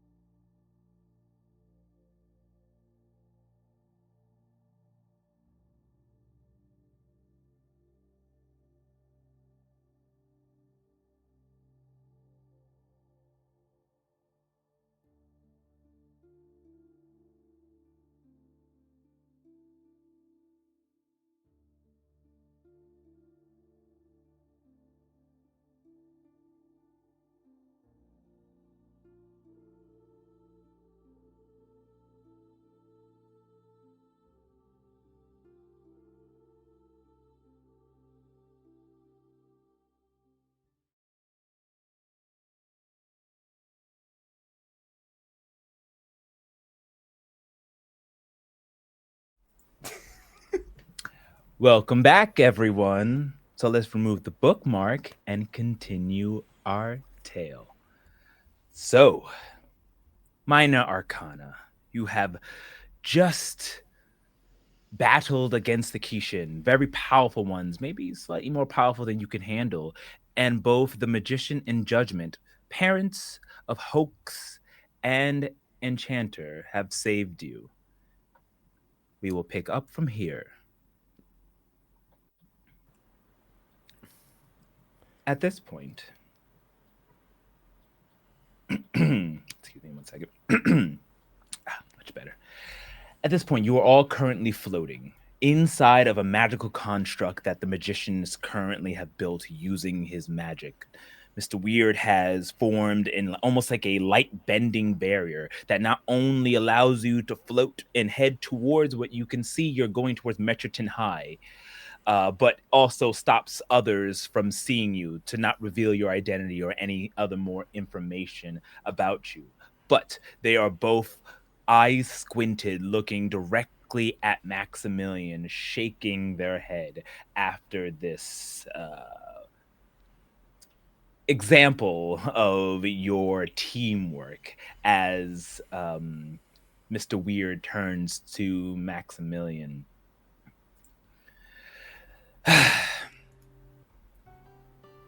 Max, how many times do I have to tell you?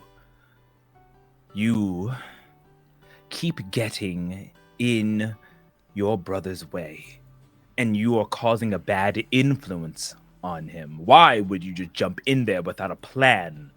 Do you see the mess that you have caused? You are causing so much agita for your mother. Look at her. Look at the stress you're putting her through. I'm sorry, Father. You're right. I don't know what I was thinking. I should have been better. And I look at Julian. I don't know what I was thinking. I just saw the Kishin appear and knew that we had to act. They were innocents. And you acted poorly. You have to think before you leap. Or do you sully the name of the arcana that you carry? And he is going to attempt Stop. to shift your labels. Oh, I think Julian just says stop right before I think you're about to get any further, maybe into the label shifting territories. sure. And I think that Julian is trying to clear guilty and is trying to absolve his condition by making a sacrifice. And he is going to clear his throat and say, just because I'm a year younger than Max does not mean that he's my keeper. This destruction, look at it. This was my doing. All he did was tell me it was go time. He wasn't the one that pushed myself where I did. If anything, he stopped me from making a bigger mess. So, Julian looks right back at his brother and says, thank you. If anyone should be yelled at or be punished, it should be me, not him. Why don't you? I'll give you the choice. You can either roll a comfort support on your father or provoke. What do you ever think is more accurate? Can I even provoke my father? Do I have influence over him? You know what? I'm gonna Because I have to say care what I think. because you're the favorite and they love you, so they do take your word more than your brother. You're making this worse. I love it. But damn, okay, cool. Yeah, I think that's the case. Then, I think I would like to provoke my dad to lay off of Max, and if anyone should take anything, the brunt of this punishment should be me. So yeah, I'll roll to provoke. Okay, go ahead and roll with superior. And my superior is a +1, but I have influence, so I get to roll an additional +1. Yes, you do. Hold on one quick second, because I feel like I don't know what it is. I feel like these dice are like rolling A haunted. too well, and I want Oh. drama. I need some new dice. You Or I, want Give me your bad dice. I'll dice. trade you. My dice are always bad. no, I just feel like I don't get to be a player very often. When I do, I love to see the dice roll low because I want the drama. It's the GM in me. All right, that's a 3 plus 3 plus 2, 6, 8. Okay. So you can choose one of the on the list. Stumble or, Oh, wait. you could yes, you could choose one on the list, and if they do, actually no, No, sorry, my love. sorry, yes, you could choose. Yeah, one on you the get to list. choose. Oh, I get to choose. Okay. They can instead Oh, choose they one instead of choose 9. one. Yeah, that's right. That's right. I Yeah. choose for them. Let me What does think. Daddy Deary do? So I think of a command, something that's like I think Yeah. I think I said it. Yeah, stop, lay off, brother. Yeah, I'm yeah. me. Yeah. I'd They like will- to right before he says lay off of him. I'll be super sullen and I'll try and use my like vulnerability and be like, "What do you want me to be?" And then he'll interject and be like, "Stop it!" Okay. I'm gonna say that he stumbles up, but why do you always have to fall behind the shadow of your brother, Max? Fine. Fine, Julian. I implore you to make sure that your brother makes the right decisions next time. Don't go down a dark route. You are Blythe, both in blood and in power. You have a legacy to hold, unlike others. Come, you have school to go to. I don't know. If I were the adult heroes, I would be embarrassed that a bunch of students got to the scene before the pro heroes that were supposed to be on patrol, but were probably standing around with their dicks in their hands. So, I don't know. Maybe that's on you. More than us children. Young lady, how dare you speak? What is your rank in your tarot? Well, obviously higher than the majors. Got there faster. Ooh. He looks at you very stern, and you can see magic bubbling around his hand. And he takes a deep breath as what did we call her? Crimson Caster. Caster. Crimson Caster. As Crimson Caster, she grabs his hand and like kind of absorbs the power and says, Now, let's not lay judgment on those that we know not of. Bring them to school.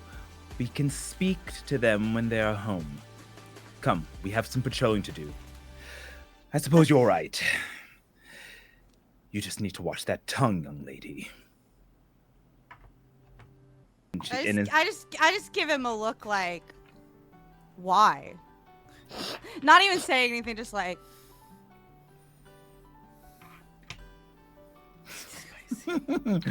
And so instead of them, because of Julian's imploring, he does not choose to chastise you, thereby changing your labels. But instead, you go to the back of the school where it's empty and begin to descend down. You fall behind a bunch of bushes and trees as the barrier around you dissipates. Shh. And they look at you. Now, go to school. I expect only the best from you. And he looks directly at Julian when he says this. All right, Father. Thank you. Thank you, Mother. And be prepared. The trials of tarot are coming. All three of you will be tested. But don't worry. We don't expect much from you, turning over both to Areska and Max. My heart. Do us proud, can't. Julian. And then as Crimson Caster kind of shakes her head, they both fly up and continue turning into stardust, shoot across, heading to check, patrol the city for more danger as you have arrived at school. you know, my parents dumped me on the street and I've never met them, but if they were anything like those motherfuckers you call parents, Oh my god. I'd quit. That's nonsense. It's nonsense to chastise. Whatever. She can still hear you. You should be careful. Good. I hope so. I hope they're embarrassed. I will do a lesser version of the veil and block out our parents' powers and be like, I fucking hate them. They're such pieces of shit, and I'm gonna try and like impress and like bounce off of Reska. Like they're just total douchebags. And Julian, I'm gonna like punch him in the shoulder, be like, I really didn't expect you to stand up for me like that. Thank you. Well, you guys gotta stick together. Your parents are dicks. They can. They really can be. It's Hold like, on. we're. Yeah, go ahead. No, I think my only question is, the scene has changed, right? Yes. Yeah. My lovely gem. So I get to clear guilty. Yes, you can. We're in a new scene, so you you. can clear your guilty condition. Oh, that's And I great. think- I love that you star wipe your shit away. This game's great. Right? So I'm I into guess it. I guess my question to you then, my lovely GM, is would you consider flinging myself into easy relief to join in my lovely two raunchy teammates in bad-mouthing my parents now that I know that my brother is blocking their communication from Oh, Oh, yeah. I assumed you were already in it. I have been silent and biting my tongue this entire time, making faces. I haven't joined in just yet, but now I will. And I'm like, as Max like punches my shoulder and he like says thanks, I'm like, don't mention it. Our parents really do bite. Is that the best you can come up with? He's not Jules? used to bad mouthing them, so he's like, you have to be a better bad influence. So, what do you Okay. say when he says they bite? Well, okay, what does the Reska say? What does the Reska say when he says they Reska- bite? Reska's just like literally laughs to spite herself. Just like the. Oh my god. Okay. Listen, I If- need you, I'm gonna say Enchanter. I need you to repeat after me real quick. Shit. Shoot. No, no, you so gotta. close. Shit. Come on. Shit.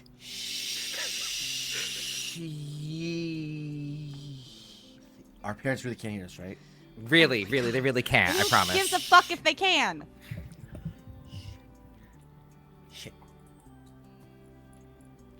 If you could say Shit. Yeah. yes, I am going to turn around, and I'm going to, in this like a shimmery veil that only they can see, create two doors.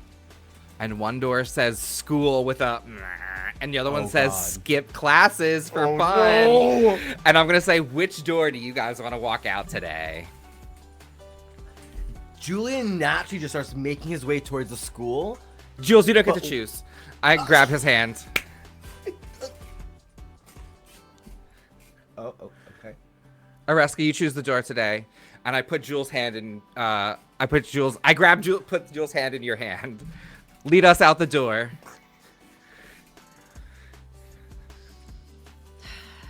As much as I want to dick around today.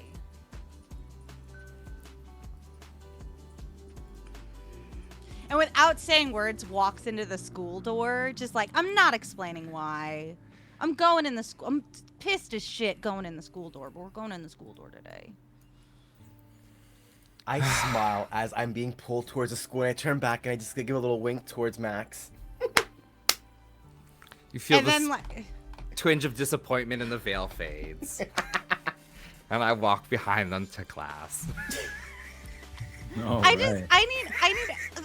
I want to like have a little inner monologue over here because I feel like Crucible's such a depth. But I'm like, we Go wouldn't ahead, say this as a Papa. character. Okay, Papa, hello, Papa. it's me, Rachel, up here. I created this character, Crucible, and I would like to let you know that in fucking Ariska's head just now, it was the phrase, "Sometimes the best revenge is living well," and like walks through the door, like. I just like please Stillwaters they run fucking deep but like it outside just like fucking school and fucking let's go Nice. breaking the nice. fourth wall everybody I'm sorry Love I it. just No, No, I love please. it. Shout I can't- out. Have your I can't- Gwenpool, I- have your Gwenpool I- moment, hun. I just I can't convey nuance with my face in the way that I want to as an actor in a tiny box. So this is me sort of like giving like the nuance and like the I love hey, that. if you were seeing this in cinema, the actor would like look very like conflicted here, but Nuanced. like yeah, there'd be I want you to get the most out of my performance here. Also, I realized something very. I don't want to derail this too much, but I realized something really terrifying about playing a character that's supposed to be like mad and dead inside. I fucking love playing these games so much that I, Rachel, will lose my shit and just be like, Areska didn't laugh at that. I did though. I was just laughing and I was like, would Areska laugh at this? I love that. So this is really fucking hard for me because I want to be like, yeah, fuck yeah, let's do goofs. But inside I'm like, no, we're tortured. We ate a rat once. We gotta. You are literally playing the Doomed to the T. Yeah, it's so hard. It's great. I love We ate a it. rat once. We ate a rat once. That I'll admit out loud. Oh god. I'll own up to one. Oh my god. Awesome. So as you make your way into the school, Metroton High is one of the most advanced high schools in the nation. Tall with everything electrical and automatic. There are robots that cater to the school grounds, the fields, and all the extracurricular activity are all next level. As you walk up to the large doors that stretch up about 30 feet and on automatic as they slide open as you step through. When it does, you step through, you hear 3 Tardy, 1 Julian Blythe, 1 Areska.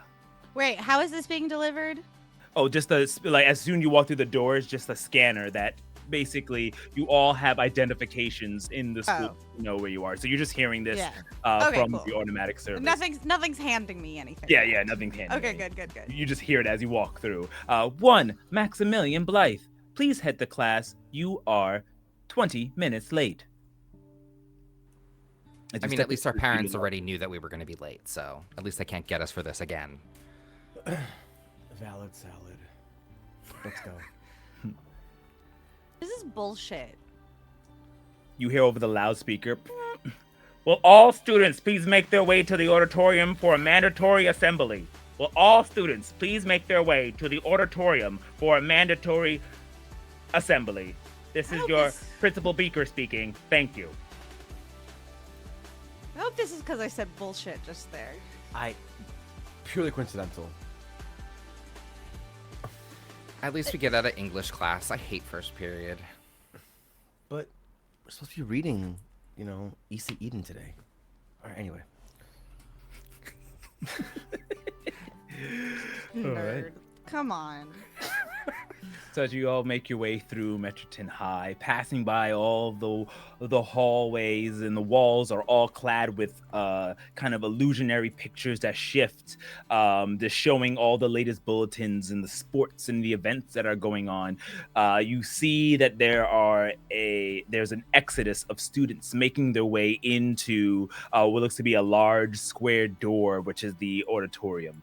There you see, wearing the school uniform, a girl with purple hair that goes down to her shoulders, stockings that stretch up, and a skirt plaid in the school colors, and a button-up shirt and a tie, named Megumi, that you all recognize. Megumi is kind of like a groupie of yours, if you will, someone who kind of tags along and enjoys it. She doesn't know who you are, but she is a steadfast fan of anything Arcana, the major Arcana, the minor Arcana, everything she sees on the news, as she runs up between the three of you and says, "Oh my God, guys!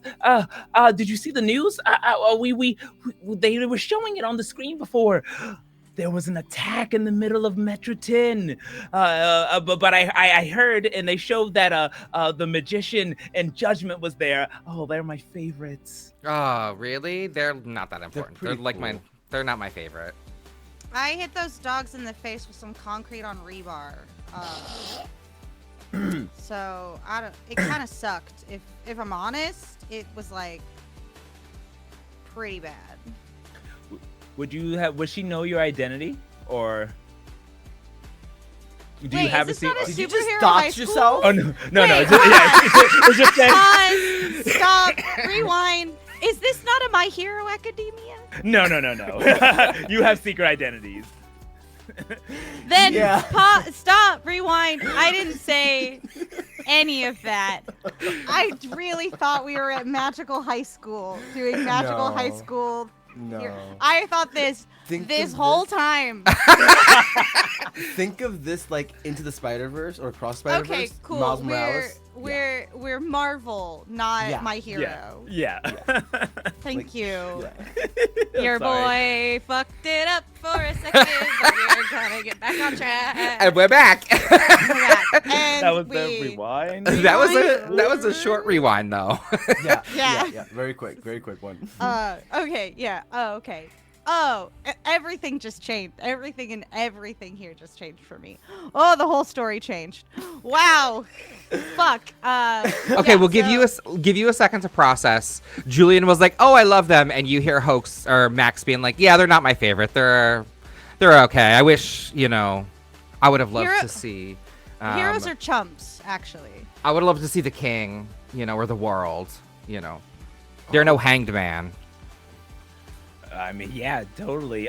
But I mean, they're so magical. But wait, I have something to show you guys. I think it will be really cool. I've been working on it. Come on. Let's get us some seats right in the front. And she goes and drags you into the auditorium, pushing past everyone. As you step inside, the seats just automatically fall down. Very robotically, as she goes and grabs a seat and sits you down on the table, and she goes into the middle. She pulls out what looks to be a tray, where she flats down it's a stack of black tarot cards. She goes, "Okay, so I know, I'm not a tarot. I mean, I wish, but I definitely was practicing to see what I can do. Can I try it on you guys? I want to see if I can do this right. I want to see if I could tell your past, present, and future." If Yeah. you do this, it means you're not talking about heroes. No, but there's still power in the tarot. I mean, you know about the legends, the astral nexus, and the power of tarot. Yeah. No, I know. I'm kind of over heroes today, so if we could like ixnay the hero talk I would love this tarot reading as long as it is completely hero free, Okay. Totally understand. I totally Because understand. I'm into what you're putting down here. It's like it's real spooky. Just yeah, that's it. Oh, do your thing, gotcha. girl. Oh, yeah, I got you. Okay, let's see if I do. Let me see if I can guess your guys' past. Let's see here as she shuffles the deck. And we're going to do a tarot reading to answer our questions on how you guys met together. So exciting. So let's Here we see. go. Uh-oh. I am going to first do the reading. We'll start off with your... I can't believe I thought this was a My Hero Academia. That's my fault for not being clear. You're so good, hon. Alrighty. So I'm going to go ahead and flip I'm the an camera. idiot. No, it totally fits. Like that would be. I'm sure Omar could adjust on the fly if it had to be. No, that'd be crazy. Sorry, Okay. I've been really into. They've been releasing They're coming to the end with the anime. Yes. Are they? I know. Yeah, and so much has happened, and it's just it's given me brain rot. I'm waiting for it to end, and then I'm gonna catch up because I'm like on season 3. I'm many seasons behind. I never started really, so I feel you. Okay, we'll binge together. There you go. Oh yeah. Oh boy, I've been waiting I'm years excited for about this. reading. Yeah, I'm excited for this tarot reading too. So for your first Awesome. reading, Yeah. we have your past, how your team met together, and reveals that we have the Five of Swords. Now, and this is upright. Omar. Mhm. Oh, thank you. I was about to ask. I was like, Yeah. is that upright or because it's upside Yeah, I down know, to because me. it's it Yeah. is upright. The Five of Swords. Cool.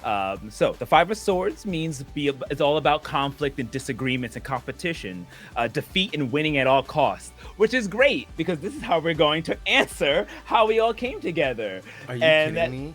that's the power of the perfect. tarot. That's the power of the tarot. So Mhm. we have the five. So we using that conflict, using that disagreement and competition. Let's go ahead and answer our question. So if you look underneath your backstory, you have a when our team first came together.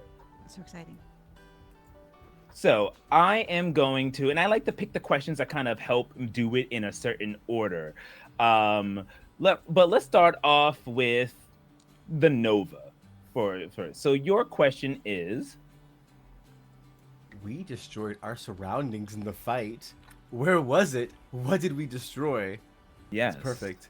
So keeping in mind that five of swords, that disagreement, conflict, start us off with what it could be, and we all could work together and how we can answer your question. Yeah.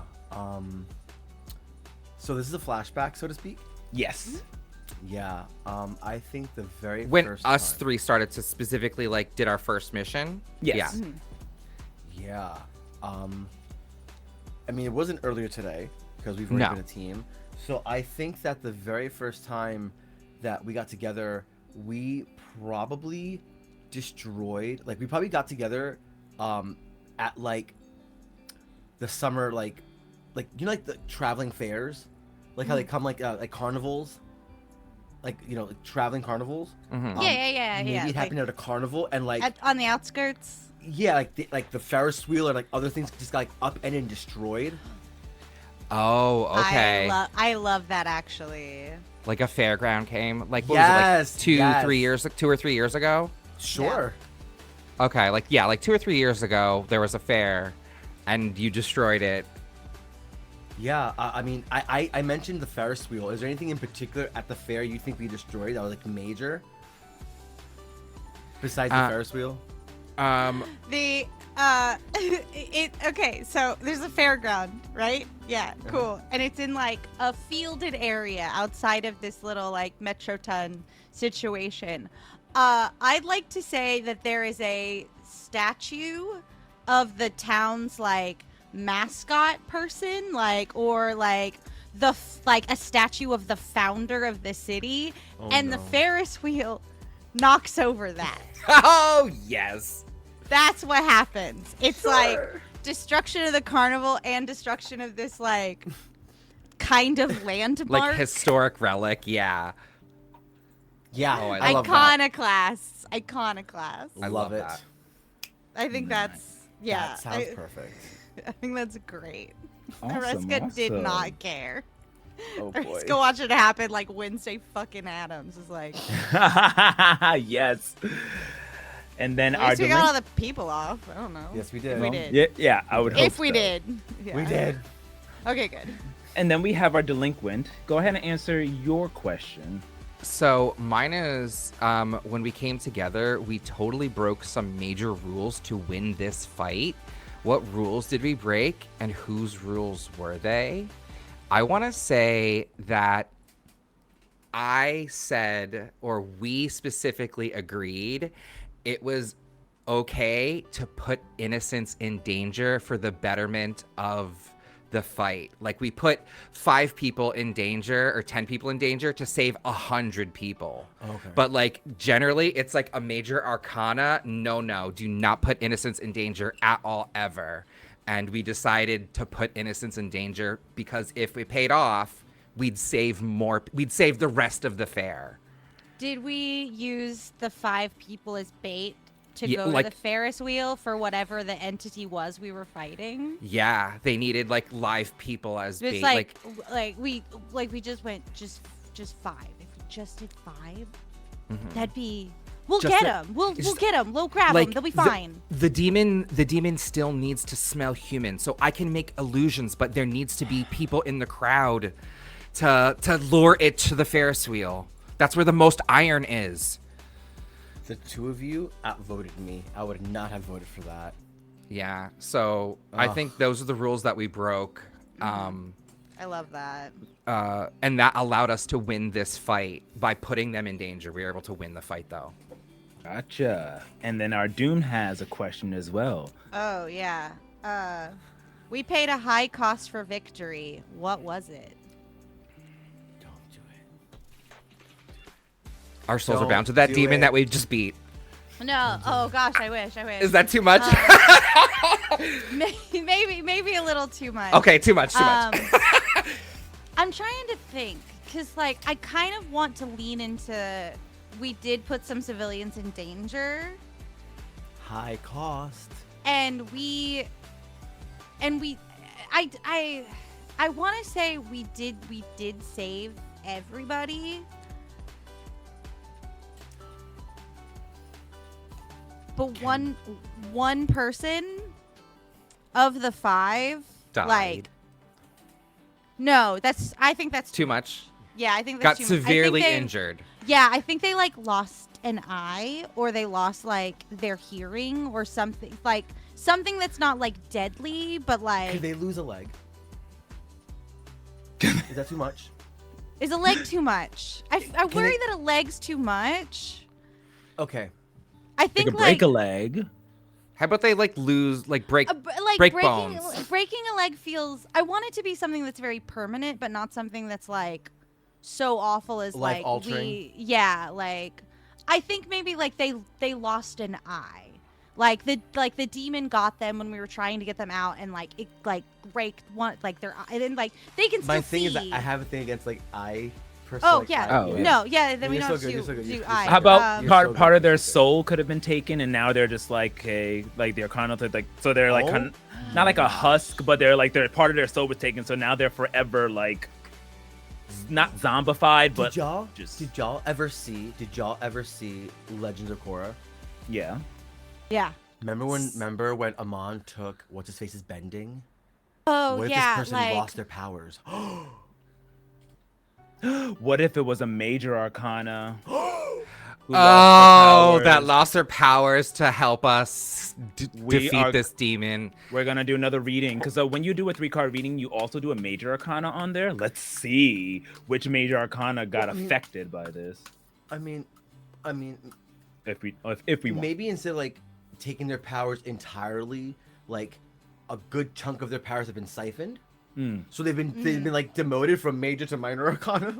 I don't know. Or like they had like I like that, like they had to use a majority of their power to like seal this demon, like after we blocked it with like using the iron from the Ferris wheel or something. yeah, I think it's like a power damper that just like turned them down Boom. from like 100% to Boom. like 10%. Yeah. Boom. Yeah. Boom. There we go. Yeah. Now, Okay. And that would Now, be a here's- major loss for like the magical arcana. now here's the question that I have. Do we know what this high cost is? Do we know that we did this to like a hero? Because I would like it that we paid a high cost, but we don't know that cost. Oh, like they let us extent of the feel cost. like it was totally victorious, but we didn't know that we Like had... we're just sitting here going, yeah, nobody got hurt, nothing bad happened to anybody, because this one hero like took And the then L the for camera us. pays, and it shows that we really... And we Oh have, my- yeah, like we don't know. I like 'cause that. We definitely And answer these that's, like, questions also, out of like, character. Adds a lot more stake Yeah. to like the high cost. We debilitated a hero, and we don't know it. And let's see which hero you debilitated as I draw from the major arcana. Looks like it is the world. How could And we? she is inverted. Maybe you caused an inversion of the world. The world reverse means closure, shortcuts, delays.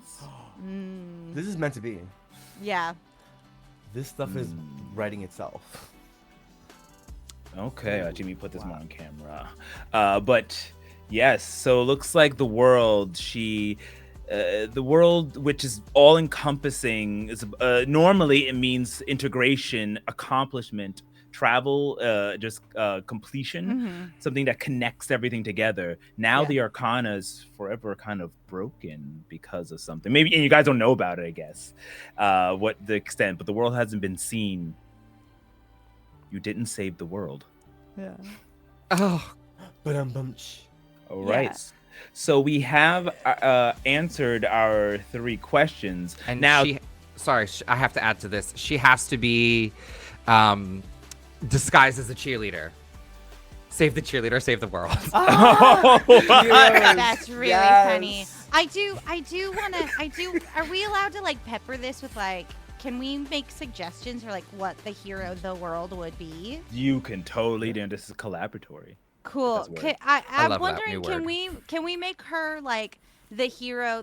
Not to make it My Hero again, because I'm so cringe for thinking it's My Hero. But like in My Hero Academia, there's like the All Might character, who's like the most powerful of all of the heroes, and we just nerfed them. You nerfed the world. We nerfed Superman. Yeah, that's Like what that feels like. That's a high cost. We Let's- injected them with kryptonite. And Mhm. that's why they haven't told on this, because they're like the nicest, goodest good hero of Oh, all time. And they're like, God. I'm not gonna Yeah. bench these kids before their prime, but I'm gonna find a cure for my dampening. Like, Yeah. I feel so bad. What a and we superhero don't move. we don't know who this number 1 hero is, because they keep their secret identity away from everybody. Nobody knows. No, Mr. Weird doesn't know. Like no one can find out who this hero really is, and they've just like been out of commission for a while. Yes. Okay. Or off-world missions. Yeah. Yeah. Weird. Now, to Sorry, put that it- was so tasty. I couldn't. I resist. love Oh no, delicious. So to put it all together with the 5 of Swords being upright, being conflict, disagreement, competition, how do we now want to formulate this story of like fighting over at the circus, breaking the Ferris wheel that destroyed like the founders thing, yada yada, and the statue, and of course putting people in danger, breaking one of the most sacred rules of the Arcana, and hurting the world in the process. How do we blend in that 5 of Swords with that to then create something possible to happen in the story in the future? What conflict and disagreement could have caused this, do we think? Or what is that main conflict? I think that might have been. Maybe this was another. I don't want to like make it like Brothers Grimm fighting all the time, but maybe Julian and I were like having like a moment, and Areska like basically was like the calm one and was like, we're better, you guys are better than this, like stop being douchebags or something. And then that like was Get the your dicks out of your hands. yeah and like we had a stupid, I don't even know, do you have an idea, Julian, for a stupid conflict we could have had that caused us like a something we just could not let go? Probably something most certainly related to That happened in the parents. springtime, That happened in the springtime. because now this is the summer at Yeah. the circus. I think it might have just been when I came into a new power, and you're just like, are you fucking kidding me? Like, you just keep pulling shit out of your ass. Like, come on, bro. Like, you already have too much going on. And I think And it's I kept it constantly shut off. You used it once, and I just Oh! locked it. My gosh. And I just locked You it. Charles Xavier'd my ass? Yes. Yes. I locked it. I was I will like, not forgive you enough. for that. And then that's what caused the done with conflict you. is me. And then we like fought about it. And I was like, fine, fine, I'll unlock it, with Areska saying like take your dicks out of your hand. And I unlock it. And then you explode and cause the demon to come. Yeah, so love I was that. feeling that as well. I wanted it to somehow Were be the you? cause of why the demon popped up, why Oh this my entity. So gosh. you caused this entity that fractured the world. All right. Yeah. Oops. Good job, Julian. Ah. Maybe that's right. Megumi continues with her reading. Yeah, I'm not really sure what that means. I'm a little rusty, but Let's see. What about your present? As we have the Two of Cups, and I know because of the reverse on your end, it's actually the inverted Two of Cups. I'll have to fix that for the next one. But yes, it is the inverted Two of Cups. And Two of Cups stands for self-love, breakups, distrust, and disharmony. So this is kind of your present, how you're feeling. This is kind of giving me, did this maybe event cause some tension with the team? Some disharmony, some distrust? Or is it specifically with the brothers? Or who knows? Is this causing some shake-up tension with the group? Definitely between Julian and Max for sure. Like, what the hell? I think so because, well, we had like our little bit of come together, but ultimately, I think what this reading means in particular is Max wanted to go skip school and go to the arcade or whatever, and those two wanted to like have fun, and so like there's a little bit of like, be like, I thought we like just said like fuck them and like had this moment, and then y'all decide to go to school like losers. So I feel like that's like it's an immediate right now. Like Megumi doesn't realize like literally she read like She read the near past present. Okay. So we're basically saying that Max is feeling some type of way, especially to his brother, and also Areska. I keep on saying, I was saying Astraka, but I don't know why I almost said that. Areska. I made up a dumb name. It's great. No, it's a great name actually. Areska. So maybe we'll have to see how the demeanor of Maximilian's going to be as we continue here. So keep that in mind. And she goes, I think, you guys look so chummy. I think it's fine. Maybe I'm doing this wrong. Hold on. Let me see if I can tell your future. Okay. One last one. As we have the upright 10 of 1. Okay. So the 10 of Wands upright means a burden, a responsibility that you have to do, something that needs to be completed. Of course. I'm drawing the card. I shuffled. This is your a reading. So it looks like where our stories are going to take us somewhere about a responsibility that you will have to complete, a burden. Maybe it has something to do with that demon you released. But this is for the GM to build the story and for you to have a foreshadow, a portent of what's going to happen. And I have an idea where this story is going to take us. All right. Okay. We finished our reading. We have our story. As Megumi looks over and she gathers cards. I think I did well. At least I really hope so. I'm really new to this, but I think tarot is cool. Hey, Megumi. Yeah. Megumi, you did good. Thanks. Now go away. Okay. I'll just sit over here. I wonder what this assembly's gonna be about. I'm excited. And she walks on over and sits down on her own, standing jubilated, just looking at the stage ahead of you, waiting for the speaker to come out. Okay, y'all, that was freaky accurate. What the fuck? Yeah. Uncanny. I'm shook. Do you think Yeah, no. I think Megumi's got I mean, like, I was thinking, but like I didn't want to ask her because like we don't know.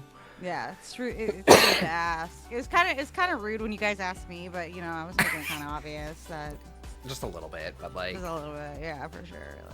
Whatever. But that's why I'm like pretty good at like keeping us chill. So don't worry, Yeah. gotcha. Dude, I'd tell these people that I hit that dog with a cement if we were allowed. I know you would. We're up to me Yeah. because Do you think that like before they got there, I feel like we absolutely would have like beat the shit out of those dogs. Do you think like we were gonna be triumphant? Against the dogs? Yeah. Like I we had a mean- rough start, but like we were gonna beat them.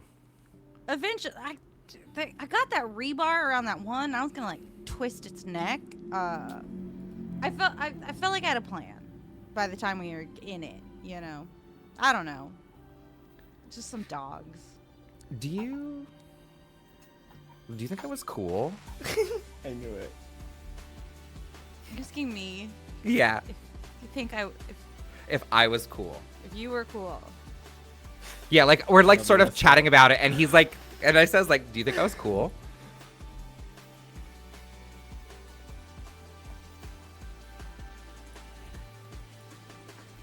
I don't know.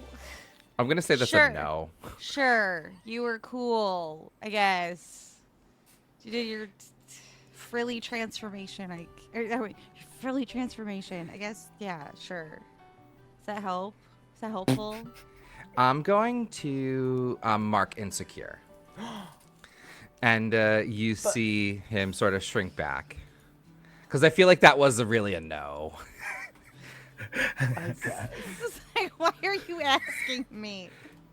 I feel like I have to mark a condition as well, just being like, is there a completely unmoored, like, what? I look like I count that?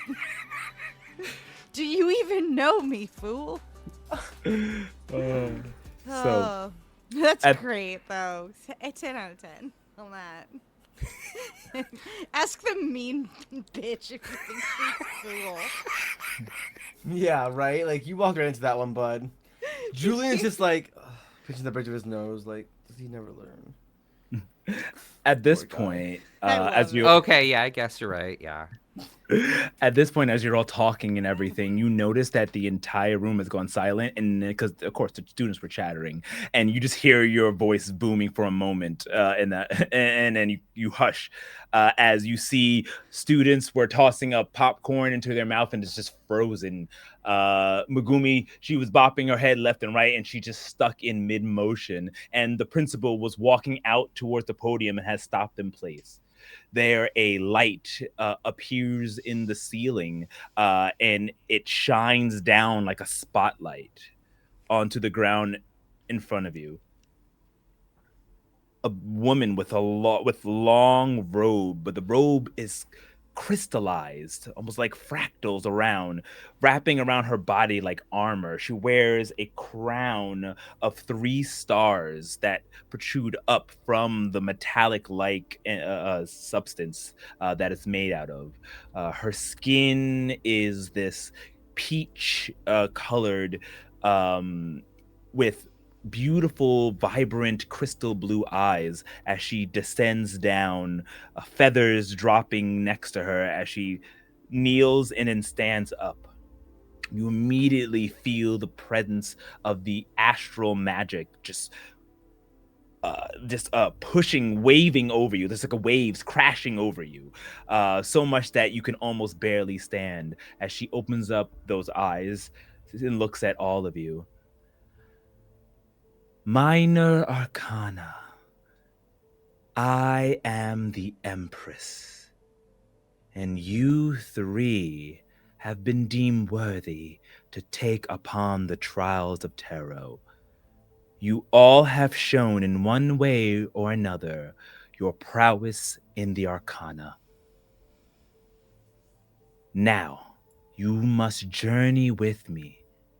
Journey with me to the heart of the astral nexus, where the stars align and our very headquarters is located, up in the stars above.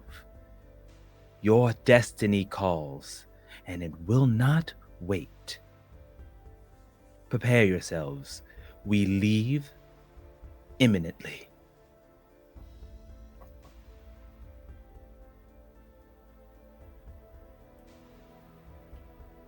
She looks down. So at the are rest we of- gonna go or? Yeah, I think that's what eminently means. Areska? Just waiting for us? What do we like? What do we do? Do we just walk over? Hello?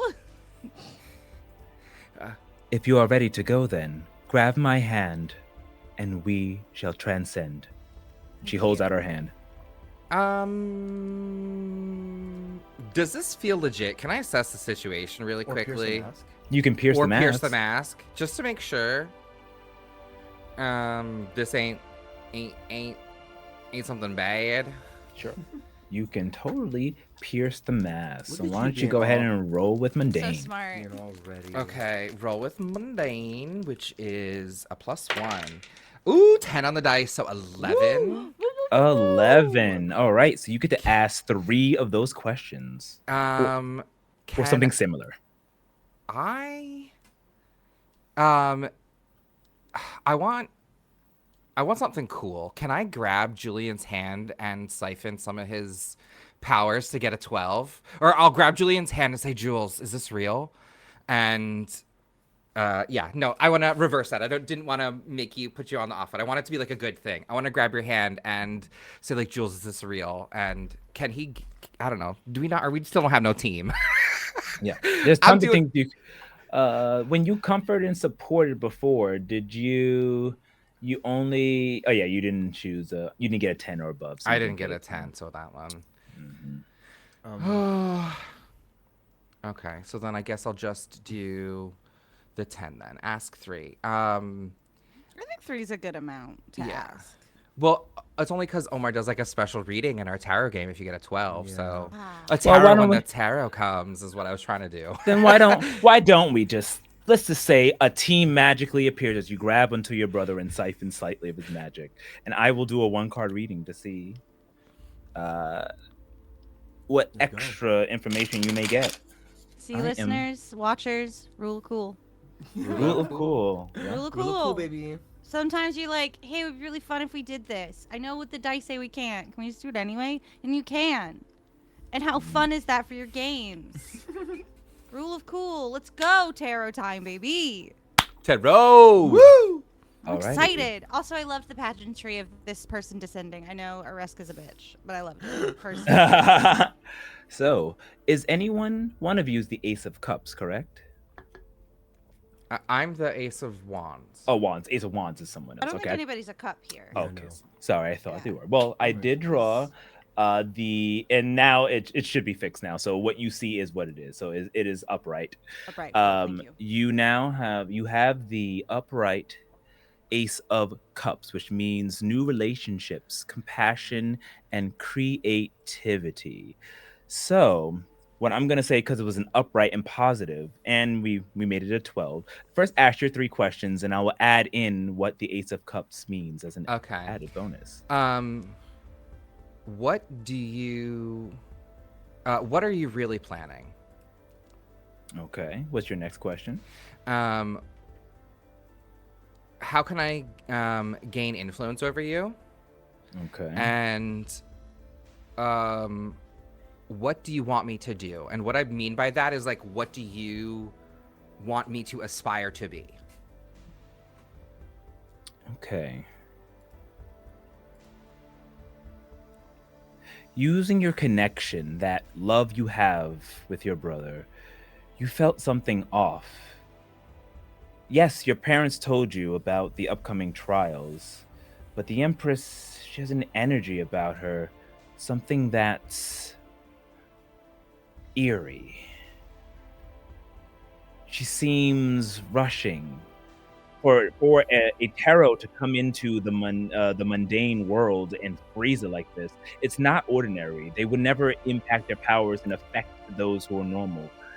And then as you go and look more, you can tell that there's something not right. Something familiar. Something darker. Your memory goes back to that time when your brother had unleashed that demon unwittingly.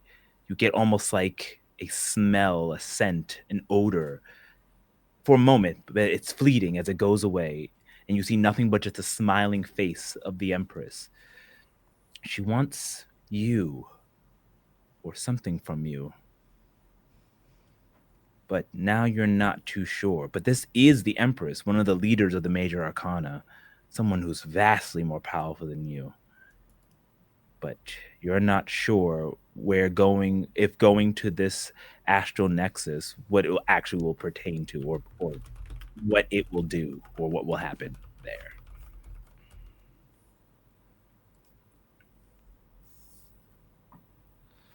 And then I guess the other question is irrelevant, the influence, because Oh, and how to get influence? Do exactly as she says. Get on her good side. You'll probably be able to influence her. um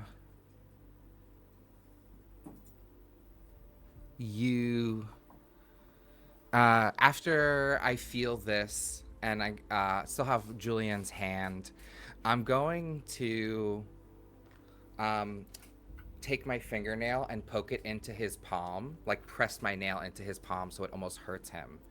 And I'm going to stand up and I'll say, "We shall accompany you," and walk walk towards her and or I'll stand up. Um, it's time for us to face our destiny and make my way. I'll let go of Julian's hand and um, you actually see in this moment, I'd actually like to unleash my powers. Oh, how so? Well, what is your plan? Um, my plan is to immediately make a. So earlier I said my veil of serenity was the room that I bring Julian and people into for peace. So in this moment, I like to create a trick room, and this is actually my signature illusion. And the me standing up and being like, "We will come with you," and Julian. It's actually like me standing up and Julian walking and holding with me, but it's an illusion of us going. And I'm turning to him and I'm saying, "This is the fucking demon." This is the fucking demon. And Reska, you two, like your Reska like walks over behind us, like as if like I'm grabbing both of their hands and we're about to like take the Empress's hand. And Reska, you see yourself too, and you're like, what the fuck? And then like you look at us, and I'm like, that's what I want to happen. Go It ahead. more sounds like you're using. Are you watching closely though? I mean, that is maybe part of it. Because what is your end game of you trying to do this? Because you can use your powers to do any of the basic moves and playbook moves. But what's the end game goal? So what I really want to do, to be quite honest, is like make it appear like we're about to like take her hand and really set both of you up to like do like a bow and like punch her in the Gimmick fight face. moment. So you're trying to Yeah. mislead her though. Oh. Yes.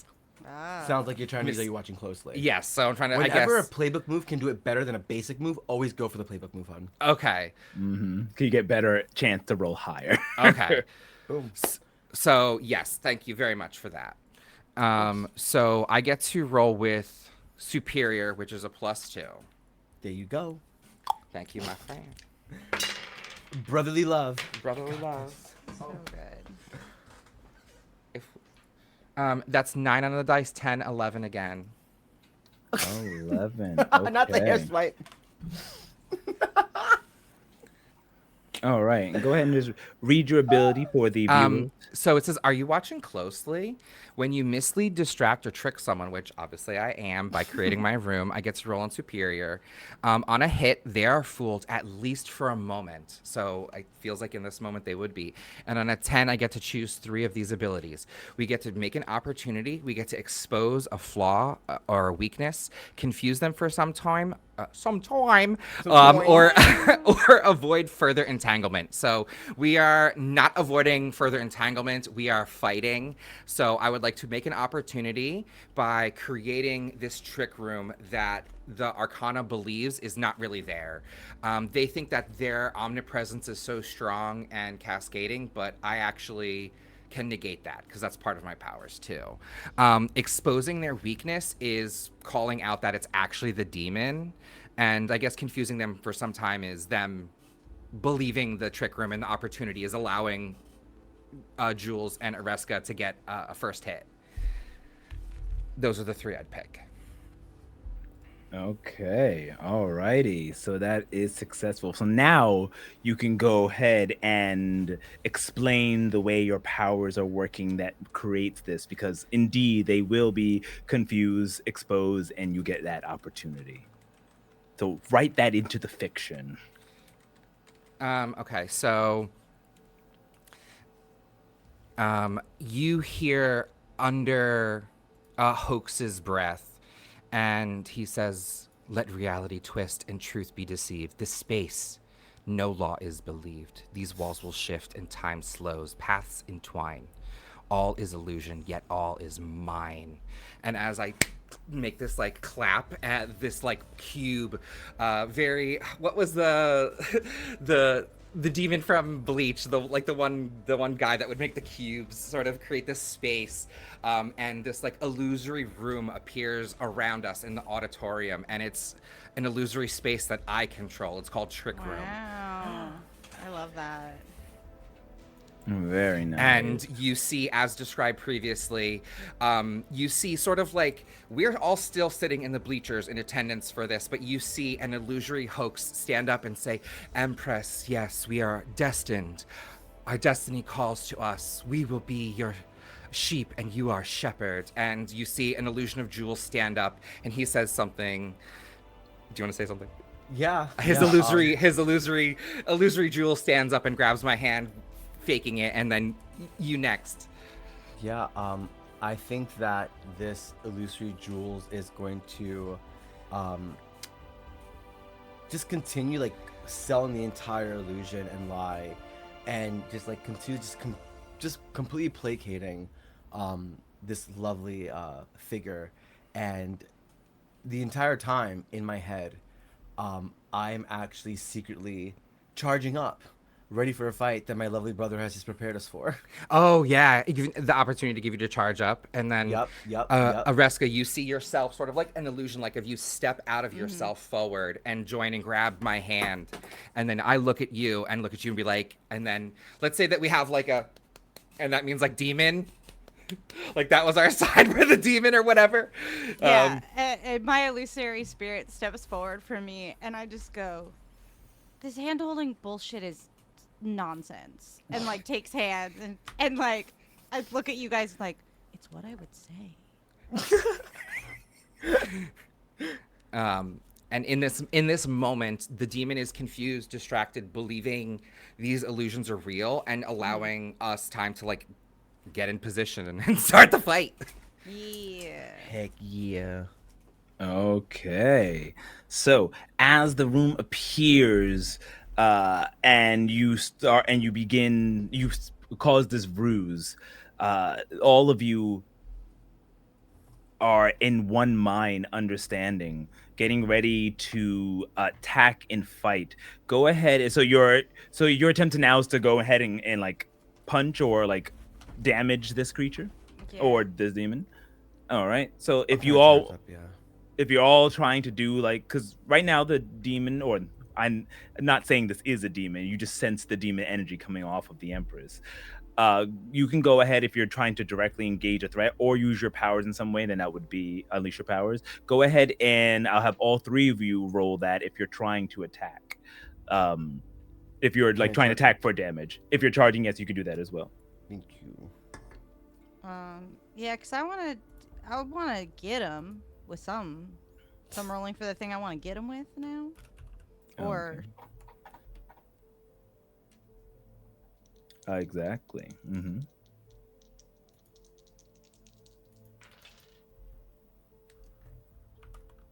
is there a modifier to this? Or Yes, you roll with danger. If you're well, it Danger. depends. What are you're if you're just trying to punch, unless you have a move specifically, where you will look at your moves. If you're just trying to just use your powers just to do normal damage, it's just directly engaging a threat, which is rolling with danger. oh yeah, I want to punch him with my super strength. All right.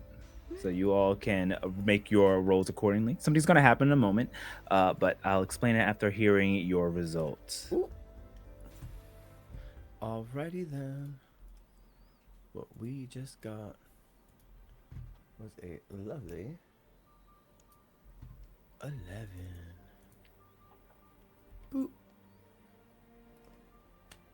I'm like, I can't find my other die, so I'm doing the roll with me, and I just put in the chat. I got an 11, a 6, and a 4 plus 1. That's for charging up, by the way. Okay. So that's I 3. for punching, I got an 8. An 8. Okay, so you can look at the engaging a threat and choose one of those choices. Wait, how tall is this angel creature? Just a normal person size? Oh no, she's actually pretty tall. Probably about like 8 feet, 8 7, feet. 7, 8 feet. You're on there. Cool. So I'm behind everybody, right? 'Cause If you want to be. here's what I want to do. Yeah, I'm like in the illusion, like I'm behind them, like it's step forward, like so. Like I would like very much to use my like speed and my super strength to like jump up using the boys as a step and drop kick this fairy. Got it. Love it. And what about you? And I got an 8 to drop kick this fairy. Sure. Which ones do you want to do? Resist taking their blows, yeah. take something from them, impress or frighten, or create an opportunity for your allies? I'm creating an opportunity for my allies. Thank you. A drop kick is very distracting. Okay. All right. So everyone, you'll get a +1 forward to any type of engagement against the Empress. I'll give that to you. Just But drop kick her in the chest and just like. Ugh. before we narrate that, what are you trying to do, Hoax? I get to do something else too. I thought Yeah, I you- was doing the room and everything. That allows me to do another. Yeah, thing. that allows you to you did the Um, room, and then now you kind of jumped in. I will. Okay, so since I see, what I see is, I feel like this. I want to say, like, this is a moment that we felt like we might have been like preparing for. Like, we knew that the demon was out there for the past 2 or 3 years, and we're gonna say that we've done what kids do and hyperfixate and have had those nights. Well, if that bitch shows up, I'm gonna da, and you're gonna slam, and we're gonna be like, execute, fucking plan, go, like, come up with a cool name. Come on, Plan D, or something better. Like, help me. Yes. Hoax. No, Plan D. It's like Plan Dick, dude. Plan You D know for for demons. Can we just all like? It's just here's what we're gonna do if the demon comes. Like, does it need a name? Operation Hellfire Purge. Operation Hellfire Purge, yes. So I'm gonna see Areska go, like, run and launch up, and is going to, like, kick strike this demon down to the ground, knowing that it's going to be smashed into the table. I'm going to go quickly down that area, and I would like to unleash my powers and create a zone of power reduction, because my abilities are power negation, so I can shut someone off, as Jules knows. So I would like to create a 5-point pentagram of power reduction, so that way when Areska smashes the demon into it, it smashes it into the magic circle, binding it, and then that will set up Jules to, like, finish it off or seal it. Since he's the one that unleashed it, he has to do it, but we can set him up for the fucking lock. Yeah. All right. Why don't you go ahead and unleash your powers? Roll with freak, please. Freak.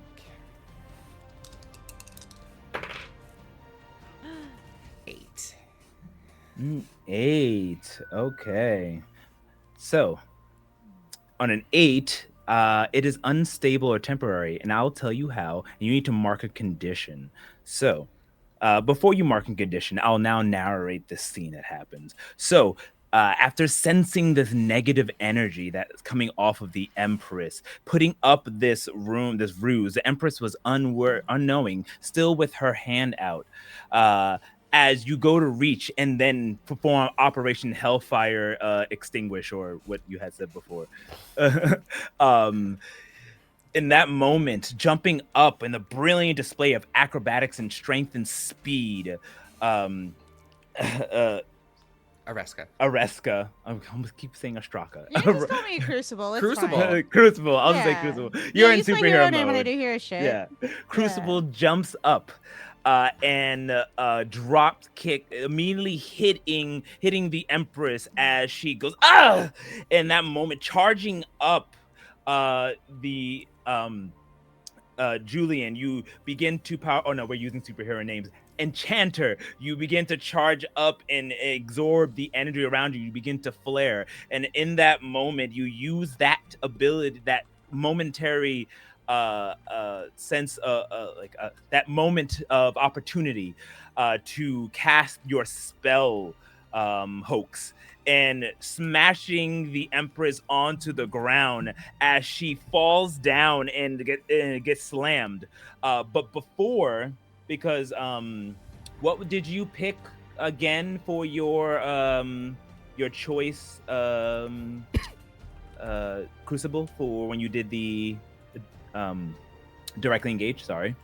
Oh yeah, I gave my allies opportunity, which was yeah, the plus so one. We're using the Yeah. yeah. Perfect. She looks up and immediately her white robe and crystalline armor turns black and purple. Her eyes get a purple eyeshadow around her, and her hair goes down, changing with purple streaks and then black as night. She looks up at you, and in the symbol of the Empress was on the front of her armor robe, it flips upside down. And you can feel this negative energy coming off of it as she looks up at you and says, "You have chosen incorrectly. The master wants to rid all arcana, and just like we were bathed in black, so shall you all." She is going to release a villain move on all of you. And I need you all, as a wave of dark energy comes across, it strikes all of the people who are just there, frozen in time, as all of them move slightly and a black-like string comes out. The string forms and twists and turns as an ethereal, dark, armored, crystalline warrior appears instead, as they all pass out onto the floor, as hundreds and hundreds of these dark crystal warriors appear and surround you. And but as you're hit with it, can everyone go ahead and roll with conditions as you are all taking a powerful blow? You got it. I hate it. I hate it so bad. wanna roll hate low. It so bad. Yeah, I know. I don't know add why I- anything to this, right? It's just a straight. How your many conditions conditions do you have marked? Oh, that's none, right? Because So you I don't have haven't. to. Yeah, Yeah. I'm not afraid or hopeless or insecure or any of that. I'm feeling fine. So I took an 8. I also have an 8. I got a 3. Snake Oh. eyes, baby. Ooh, okay. Just post in the No, chat. that's 9. So go ahead and mark potential enchanter, but the rest of you can choose one from the 7 to 9 list. Okay. For which? Take a powerful The blow? take a powerful blow. I thought you said it was a villain thing, so I thought it was. Yeah, it's the same thing. Villains Oh, have okay. move which that can do these big Oh, things. okay. On a 7 from 9, choose one of the bottom. So the bottom ones. Yes.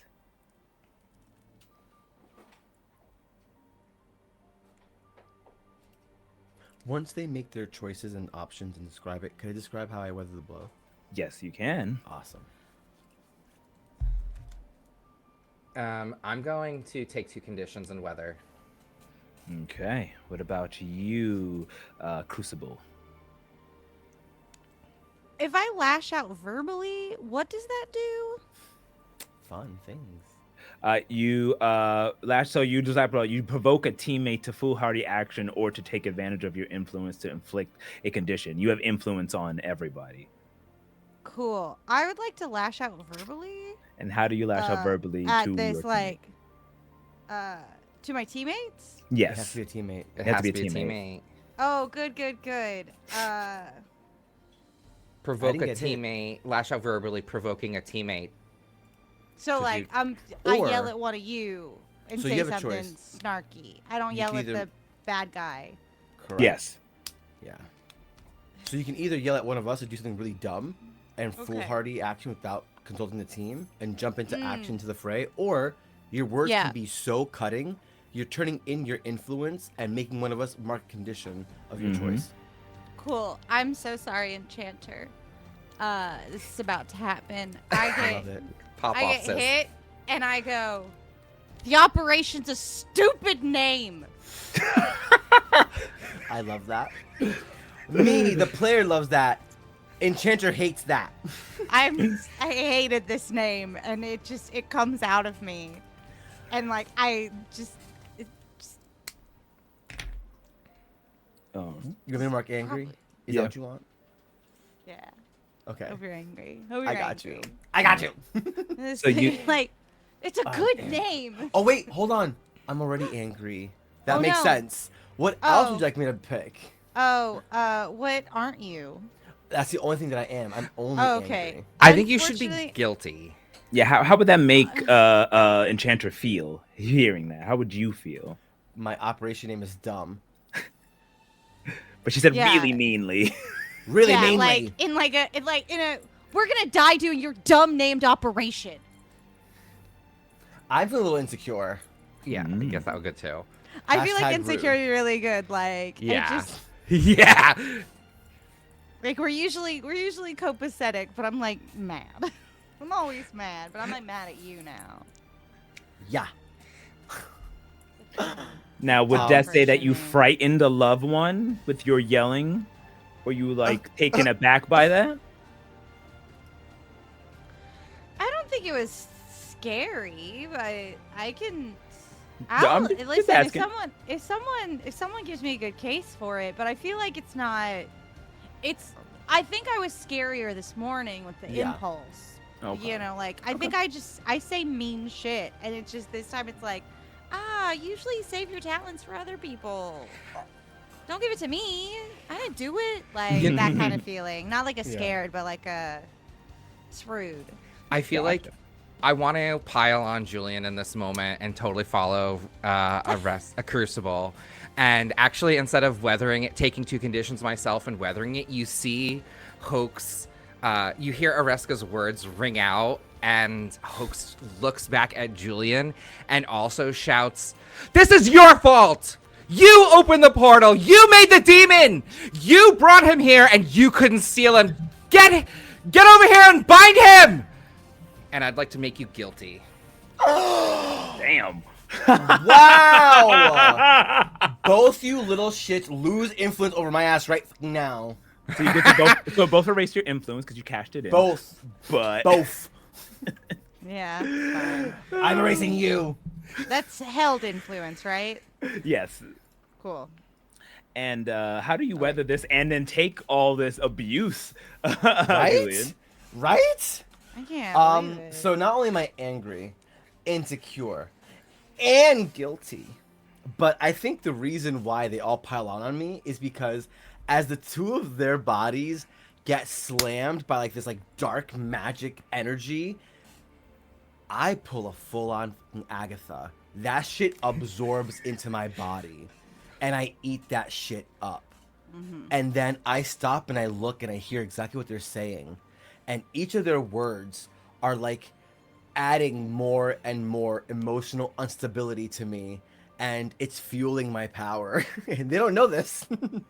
But I turn and I look at the demon, and while they're talking, I didn't realize that my hands start to glow. But they're not glowing in their nice, usual, beautiful, sparkly selves. No, no, no. They're starting to like they're starting to like emanate like this darkness. And as I'm feeling all these negative feelings, they start to like slowly go up my arms, and it starts to like form in my chest. And when I look at the demon, I just open my mouth and I shout, and this blast comes out. I still have 3 burn. I would love to go ahead and just unleash a reality storm, but I'm gonna totally use 2 burn to direct this damage directly at it, but also in a way that it's not causing any unwanted collateral damage. And I think I like to use that very last one to then also put off worship, as I am. Oh wait, hold on. That's when I unleash my powers. I'm not unleashing my powers. So let me do my reality storm, see what I get, because I have to roll for that. That's gonna be with my freak. Yep. And right now, let me just double check. Good, I'm not hopeless. So my freak isn't. Wait, never mind. I am still very much. I'm so not used to looking at these character keepers. I'm What are you not. looking I'm for? directly engaging, and Yeah. I am. Am I afraid? No, I don't believe I'm not. you are Whew. afraid. You're good. Thank goodness. So I'm not afraid. So I can roll with a +3. Yes. Beautiful. Let me delete these last die. Put them back in here. Modifier 3. That's a 9, baby. A 1 and a 5 and a +3. Ooh. So on that 9, for directly engaging this threat, could you tell me how it's looking? How is our lovely threat doing? Are they still pristine? They are. I mean, they took the big hit and they look angry and they transformed into this negative empress, this inverted empress. So Yeah. she doesn't look heavily damaged, but she looks very disheveled. And you're also being surrounded by crystal warriors that are about like 5 feet tall with swords that are basically the souls that she pulled out of everyone in the auditorium. Oh, then I think I know exactly what to do. I think that instead, with that huge blast, it wasn't so much a blast at her then. It was more of a outward blast, and I'm going to take away, if I'm allowed, all of her henchmen. I was gonna say, can I interject it to make it, because I really feel like you need to be the one that finishes her, since we think she's the one that done it, and because I thought that Areska was gonna knock her into the ground, but she didn't. Can we say, since I rolled on my ability that? Oh wait, since I'm sorry. I no, thought I please did roll. knock her on the ground. Yeah, I she thought that got knocked on the ground. Yeah. oh, Yeah, because she I thought that's yeah. actually a 10, because I should have added the +1 that you gave me, Areska. Thank you. That should have been a 10, actually. Yeah. Yeah. Because not to keep going back to the D&D well, I thought she was prone. Well, there's no prone. She got knocked to the ground. She still gets to do the villain move, which Yeah. she looked up. She's on the ground. She looked up and she released a wave of dark energy that Yeah. inflicted I damage to think everyone. she does it from that very like beautiful like anime girl position where it's like her feet are akimbo, but she's like both hands on the ground and she's like, okay, so in my head canon though, I feel like my power negation binding didn't do anything. So in that moment, can I say I saw that the warriors came and instead of focusing it on her, used it to negate these souls, and the warriors just drop, allowing Julian to focus his blast on her? I would. Yeah, I'm actually fine with that. I'm actually fine with you combining. So what I was going to do, but I didn't want to interrupt the flow, is that technically I was gonna hop us into what would be combat, which Oh, there are yes. some questions that you would Yes. answer, Yes. which will build team to allow Yes. you to combine this. Yes. So we can We can actually do that. flavor this all as one thing. So let me, for the viewers, go over how that works exactly. So when you enter into a battle, in this case, in team mechanics, because this is a dangerous foe, you add 2 team to the pool. So now you have 2. Now, the leader in this, and I'm going to say the leader in this case, if you all agree with me, would be Hoke, since you're the one who started this whole let me build. You're the one who knew that the Empress was really the Empress that you knew her as. If does that agreement, Yeah. would you say? I think so. And you had influence over everyone, so that will bring the team to 3. If everyone had the same purpose, which you do, that will bring the team to 4. Does anyone mistrust anyone? On the team? No. Yeah. No. Yeah, I don't think so. Okay. All right. So there's none taken away. In this moment, because we knew we had, even though the name was shitty, we had a plan. Got it. And the last question is, if the team is ill prepared or off balance, you remove a team. But I would say because you rolled so well and got that 12 and got that tarot reading that let you know everything, it would have erased the ill prepared that you normally would have.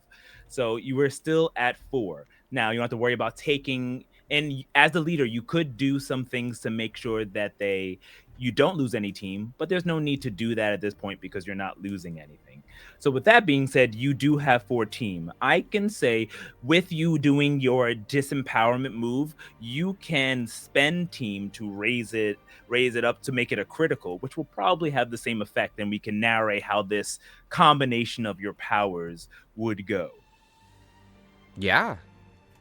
Okay.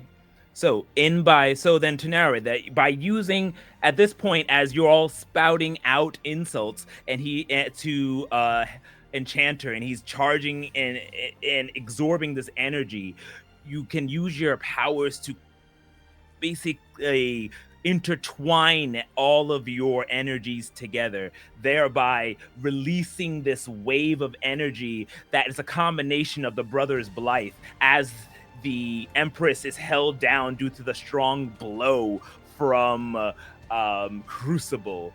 And with that being said, because you said you had rolled that was a 9, but that was 10, and then we'll bring that up to 11, but that's fine.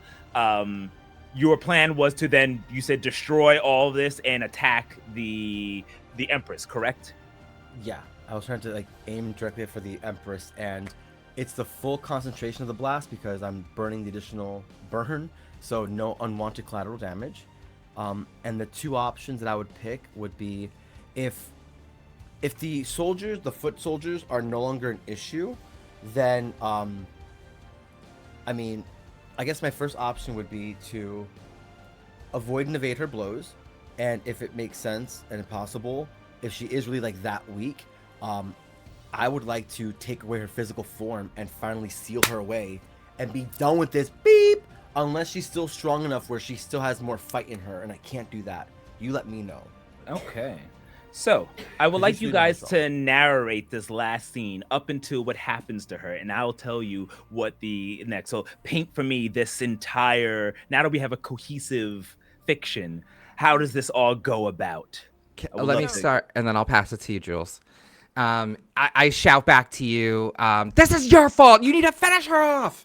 And then you hear this utterance, and the arcana, the ace from within stands tall, and my arcana shield starts to spiral, and the galaxy in my eye covers my face, and then the mists drip off of me. And I feel the energy that Julian is giving off, and his Agatha moment and energy, like the darkness, like we've had this before. So I take a page out of my brother's book, and I start enchanting, and I say, twin veil, the twin trick room entwine. Our illusions bend and magics bind. In tandem to twist fate's design. The enchanter weaves arcane's thread. Hoax deceive where paths have led. Trapped within this woven space, reality shifts as we set this pace. I love that. And I will... the hex and the chains that I was created, I'll smash my hands on the ground, and you see the arcane circle, woof, woof, woof, ripple out, and the multiple rings just and then the souls of the people just sort of like drop. And I look to Jules and I'll say, now it's your time. Right before then, I want to give our lovely Crucible a chance to also do something in the fiction before this bad guy gets completely sealed. Is there anything that Crucible would like to do? Honestly, a little bit. Please. I have memory manipulation. Yeah, you do. So I would like, as I have drop kicked this biddy to the ground, like, grab the back of their head after they've like it sort of like crawled over, because I imagine like I got knocked too with the thing, but like I No, just like no one wanted collateral damage. Oh, right, cool. Then I'm standing, and I just like baseball slide over to her head, like grab her skull, as like I'm also like holding her down with this, and just like take a moment and modify the memory of when we were at the circus, and make her think we were stronger than we were. Ooh. I love the pettiness. So good. Just like just this moment of like you're about to, and literally I wanted to, if there's a way to like do the little like bloop bloop bloop bloop bloop bloop like telekinesis, not telepath, Telepathy. to just like thing, and it's like, yeah, we're gonna kick your ass using the stupidest name imaginable. That's how little you matter. Nice. And then how And it just does like influences like the fear, like the confidence that she came in with, thinking like, I'm gonna kill these kids, and be like, why did I think I could kick these kids in the ass? They fucked me last time. Nice. And then how does our Nova final blast hit this Empress? I mean, I gotta give it up for. I mean, clearly we can tell who the. I may be the spellcaster, but clearly my brother writes my spells for me because the like just beautiful. I think it was like the entire time as like he was like chanting the spell, we just see like Julian doing like, I think it's like they're like they're two of the same piece. So like one is like the somatic component and the other one is like the one that's actually like doing like the raw magic, and it's almost like those words are giving Julian's magic the umph that it needs. And every time that blast hits it, those blasts instantly turn into like tendrils of chains as it's being bound, and it's just being shackled. And then the floor right beneath the demon begins to open up as it gets swallowed whole, and those chains just like rip it down, very Hellraiser like. But yeah, the chains are gone, the floor is resealed, and my problem is no longer a problem. Okay. And as the chains wrap around, digging into the very soul of the Empress, you see what looks to be a shadow, a dark demonic energy of something that is not of arcanic origin be pulled out of her as you hear her screaming, "No! No!" You hear her voice turn and modulate, becoming demonic. "No! No!" As some being pulled down into the flames deep in from the power of your spell is a dark looking demonic Kishin that is just ripped out of the Empress as a shockwave blasts everyone back. The glass crystalline warriors have dissipated. The people have all fallen to the ground, and so have you. And as you blink your eyes and stare, you see the pristine Empress still there, weakened, back in her original form, as she blinks her eyes and she stands up, struggling. What? No. The astral nexus is in danger. Young ones, we must go now. The major arcana are in grave danger. The null that was summoned 3 years ago has returned, and he has taken and perverted the nexus. We are all that is left. You must go. As the manga zooms in on her face with the little anime sweat drops and like lines of peril in her eyes, it then shifts and looks at the shocked looks of our 3 heroes, and there is where the chapter closes.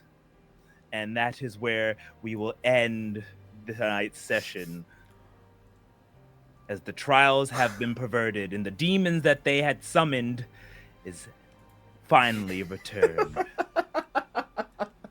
Sorry. Oh my god, that was so good. One more time. Can I also...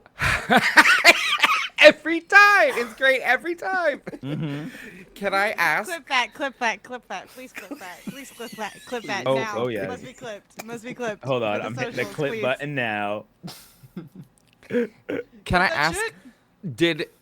Did you mean for it to be the world? No. I love it. Okay. I was like... Oh, you Oh, keep your secrets. You keep... Okay, you keep TaleWeaver. your secrets, TaleWeaver, for a show now. I was like... He made it bleed. I was like, in post, it's going to be like, the world. The Incredible. world. World. Yeah, it's like, world. The world. That love that post. No, I didn't think you were going to figure out or roll so high on your. I didn't think you were even going to roll to pierce the mask, and you were going to go there and then discover some of these things. But instead, you discovered the treachery. You would probably find out more about the world. I had something for a while after, but you were able to free the Empress, and now you have the Empress on your side to find out what Null is. Which is the name of the demon that you had summoned, and how it is impacting the astral nexus, taking over the major arcana, including your parents, apparently, because she said you were the only ones left. Oh, I didn't miss that. I was just like, Oh. wait, you sneaky little beep. Oh my goodness. Snuck Well, I that wouldn't have been able to do that if it wasn't for LM. Thank you so much for reminding me. That like enabled such a awesome, and that's why we love PBTA. Yay! Woo. Collaborative storytelling makes it so Woo. good. Exactly. I loved this session. Yeah, This this is a was blast. so much Oh fun. my Oh my gosh. gosh. Awesome. Well, Unbelievable. as the manga chapter turns, we get a preview of the next episode, or the next chapter. We see a beautiful crystal fortress floating in space where comets and other celestial bodies hover in the background, floating islands leading to a large crystal inside. But the crystal, where normally it is bright and white, is now tainted with dark and purple. Lightning crackles in the background, and a shadow of a large demon-like entity with a sickle in his hand looms over as the three of you stand there in your full arcana form, staring up, ready to take on and make your way to stop this dark entity that threatens to destroy out the very fabric of our universe. And that So thanks for coming to play this one time we played this game. That's a one shot, baby. That be how one shots be. That's how they it be. Oh man. I mean, But- you could go to www.tald20s.com/events and see if there's time on the calendar for maybe another episode. I mean, yeah. You let us know. We could Yeah. chat. I'll chat in the. If you guys could pick another day between now and the 31st, even afterwards. I mean, so big reveal. Tarot. There are more rules to tarot. I just wanted to just keep it simplified and go through it. But tarot is something that I wish to actually do a longer, kind of 8-episode campaign a season on, and we can totally do some one shots here and there, some 2 shots, or continue. So this is going to be and there's 72 tarots, so therefore there's rooms for tons of players and tons of people, so there's no need to have just the same. Don't you dare threaten me with a good time. I I will already- find the time. I was already like thinking about like the Google Doc of making it so all of the tarot cards are in there, so that way no one can overlap with each other. Because like we're in a shared universe, so like if I'm the if I'm the Ace of Wands, no one else can be the Ace of Wands. You know what I mean? I want, but there's 72 slots or 88 slots. You know? Well, no, 70. 52. Well, there's I don't know. There's a 52 bunch. slots for the minor, and then 26 or whatever, however the math works out, of the major, which you can't be. So there's 50-ish slots. So there's a lot of slots, boys and girls and thems, comes and gets them. That was sorry. Let's rewind that. Thank you so much, guys, gals, and non-binary pals. Oh, that's it. Oh, that's it. Thank you so much. That's great. That's better. I need to write that down.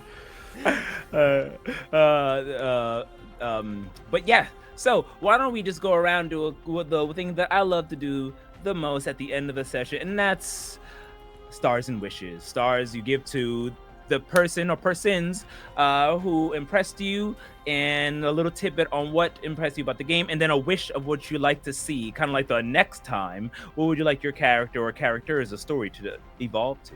Let's start off with Crucible. Rachel, your star and wish. My star. Every time Hoax just busted out some fucking poetry Yo, to cast spells, for I real.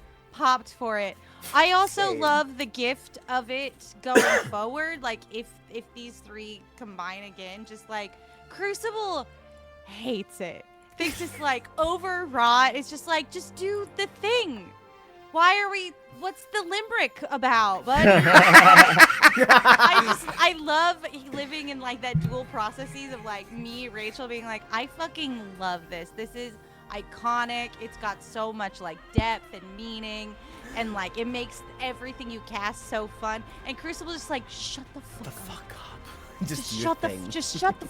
Why? Shut the fuck up. Shut the fuck up. Like in the most like loving way possible. Oh I'm my like, gosh. why would you ask me if I thought you were cool? You quote Shakespeare before you do anything. It's the goddamn best. That's my star. It's like my whole universe of stars. It's the fucking best. And my wish is that we get to do this again, because I want to know what we did. I gotta know. My wish is for a session 2. Oh, yeah. I mean, Yes. I will easily grant that wish. We can schedule and pop back up for yet another stream. Oh, it'd be so Because fun. that would be so Yeah, much this was fun. incredible. Thank you, TaleWeaver. Thank you, Awesome, everybody who awesome. played with me. Is that all I do? Star and Yep. wish? Oh, and yep. And up next we'll go right to you, Enchanter Louis Miguel. Your star and wish. My first wish is for Rachel to see what I just posted in the channel. Because that's Areska right now. Whenever we're in a group, whenever we're like trying to talk, that's let me know if it opens up for you first of all. Because that's you. That's Areska. Wait, in where? It's inside of our little In Discord. Tale D20s Discord channel chat. That's Areska. Which channel? Here, I'll tag you in it right now. Yeah, 'cause please do. I'm got it. You got always this. hopelessly. But I can't but yeah, no, my Discord. first star. Fun fact about me: I can't Discord. I don't understand it. I look at it and I enter a fugue state. It was just like, what is You're so things? silly. I love it. For you You're in so chat, fine. I posted in chat for viewers if they want. Please, that is Areska. Hashtag realness. Yeah. But yeah, so my first star is just absolutely just Oh my god. both I of love it. you, just stars, like all the way, because I love the way you Aw. both played your characters. Thank you. First, let me just start with you, Areska. Rachel, like, I love the duality. I love the fact that your character, like, it literally was Dr. Jekyll and Mr. Hyde. Because, like, one of you was like, I'm so here for this, and the other was like, why are you here right now? So it was like, Yeah, I love TTRPGs, and I literally cannot stop loving them. And it bleeds over into characters that I'm like, you're not supposed to be having fun right now. It's a challenge. It's my curse to just. But I also love your dedication to the role playing, because Thank you. phenomenal job. Thank you. And that kind of segues naturally into, of course, Travis. Just the way you roleplay your character, the way you roleplayed my brother, who is just an absolute, like, that. I feel like I would be Hoax. I would also hate Julian. I'd be like, Enchanter, go fuck yourself. Yeah, So, yeah. I'm rooting for Hoax. And yeah, just awesome character play. I don't think I've ever had the pleasure of role playing with someone so quickly and it just being so seamlessly. We definitely play off each other very well, so I'm very grateful for that. So awesome chops there as well. Beautiful. And my wish, I feel like, I'm sorry for ripping right off for you, Rachel, but I would absolutely love to see this spin out into more than just a one shot, because I feel like this game has way too much potential. This was a beautiful concept. I think that you should take it a step further and maybe try to find a way to incorporate the tarot into the game some way as a supplement, because that was so badass, the way that the cards literally were reading the situation. It was like meant to be. They were writing each other, so it was beautiful. Just chef's kiss. Yeah, just I guess that's my other star for you, Omar, as a GM. Absolutely awesome original idea of incorporating tarot reading into PBTA/masks, because the two just complement each other so well. And I would love to do a lot more readings a lot more often. More opportunities would be a huge wish of mine, besides just spinning this off into into more than just a one shot. Finding ways to incorporate those tarot card readings was just so much fun. I think Yeah. I was gonna say, I think on a 12 plus, it should be a tarot reading that's like positive, or on a 6 and below, you get a bad tarot reading. Or maybe less than that. Well, you can't tell if it can't be bad because you don't know if it'll be bad or good. Well, I mean, like, because you flip the cards and then use whatever it tells you to spin it such that it's in a negative way. in a negative way. You dictate Yeah. how soft or hard the move is. If it's Yeah. a really hard move, inverse that. If it's Yeah. 10 plus, upright. Or maybe because if it has to be a 12 plus, it should be a like 4 or less. You know what I mean? Like, so it's like at the end of I the might spectrum. make it like a 10 plus, like as long as you get a 10 plus maybe, because that happens more often. And I actually I have moves that are just like invoke the tarot, but just because this was a one shot and we were like just going through it the first time, I didn't want to throw extra rules in there that didn't do That's that. so valid. But yes, This was so valid. I felt like the flavoring was great. but yeah, they're telling in the actual finish game there'll be more like flipping of cards and telling stories. So yes. But yeah, I'm for it. But thank you for the tips. I'll definitely want to incorporate. Phenomenal concept, though.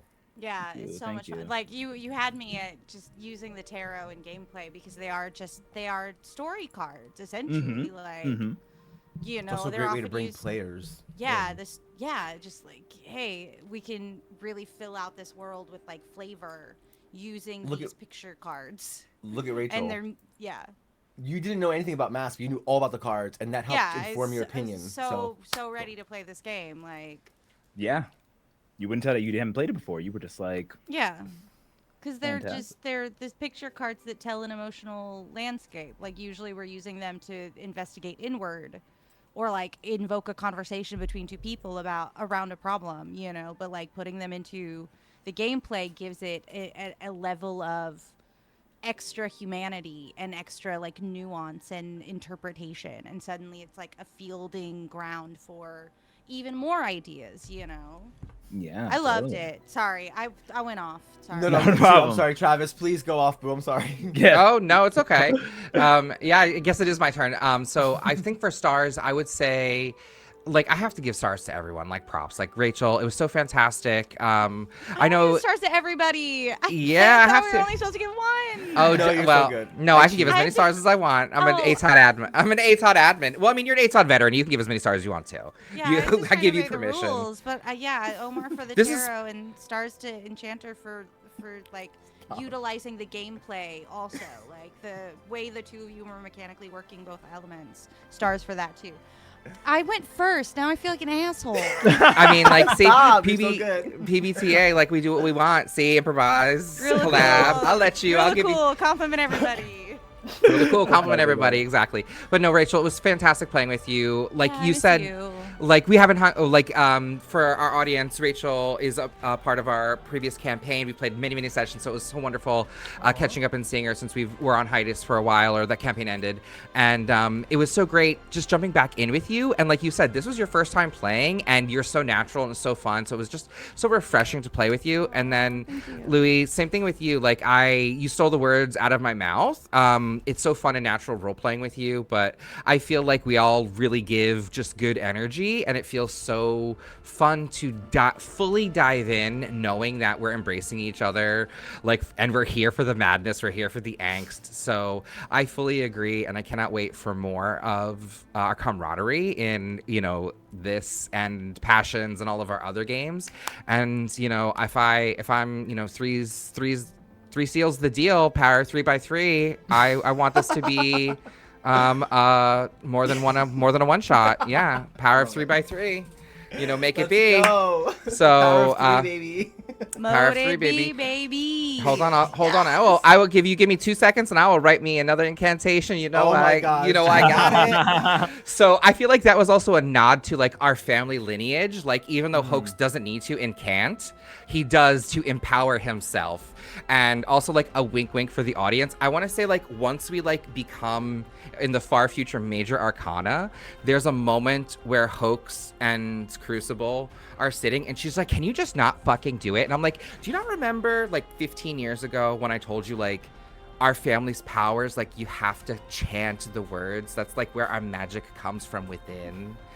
And then you're like, oh, that's why you guys fucking talk like so much. Like, and have you like Still so annoying. Though. So many somatic fucking Just- components. just do the thing. I would be like, we can't, and then like, super can. and then I would love it if you did. And then the chapter closes with us like fighting over that stupidness. It's so like the I love Sleeping it. Beauty, pink dress, blue dress. Yes, Like who yes. won? Yes. Oh my god. Oh my god! So there's an really quick. There's an anime that I had just watched, and like basically they have to cast incantations, long ones, to do the powers. But this guy is so powerful that he's like, by the power of the three, when I go, and so on and so on. Pff, summon God, and they're like, he didn't even cast anything. I'm gonna make a character like that. It's gonna do the same thing that you do, but it's like and yada yada yada. Wow. Destroy. I love that. So fun. Cut the small talk. But yes, so since you all have the same wish, I would love to make that come true. So what I'll do is we'll chat on the Discords. We still have a lot more days left, and we have some open days, and of course we'll love to put on more for our viewers here and viewers on YouTube and all the other things that we posted on afterwards. But yeah, I will love to go on, and we will pick up with you guys reaching the actual nexus and taking apart your trials, or at least trying to save the trials, and finding out more about that. But yes, well, with that being said, a wonderful time, everyone. Thanks for everyone for watching. Thank everyone who's watching it not live on the YouTube. Remember, you can catch everything AtaleD20s at www.atald20s.com. We have lots more coming up. We still have more giveaways. Don't forget to enter in when we run that Magpie Madness, as we're sponsored by Magpie Games. And you can check it at AtaleD20.com/events if you want to check out our calendars.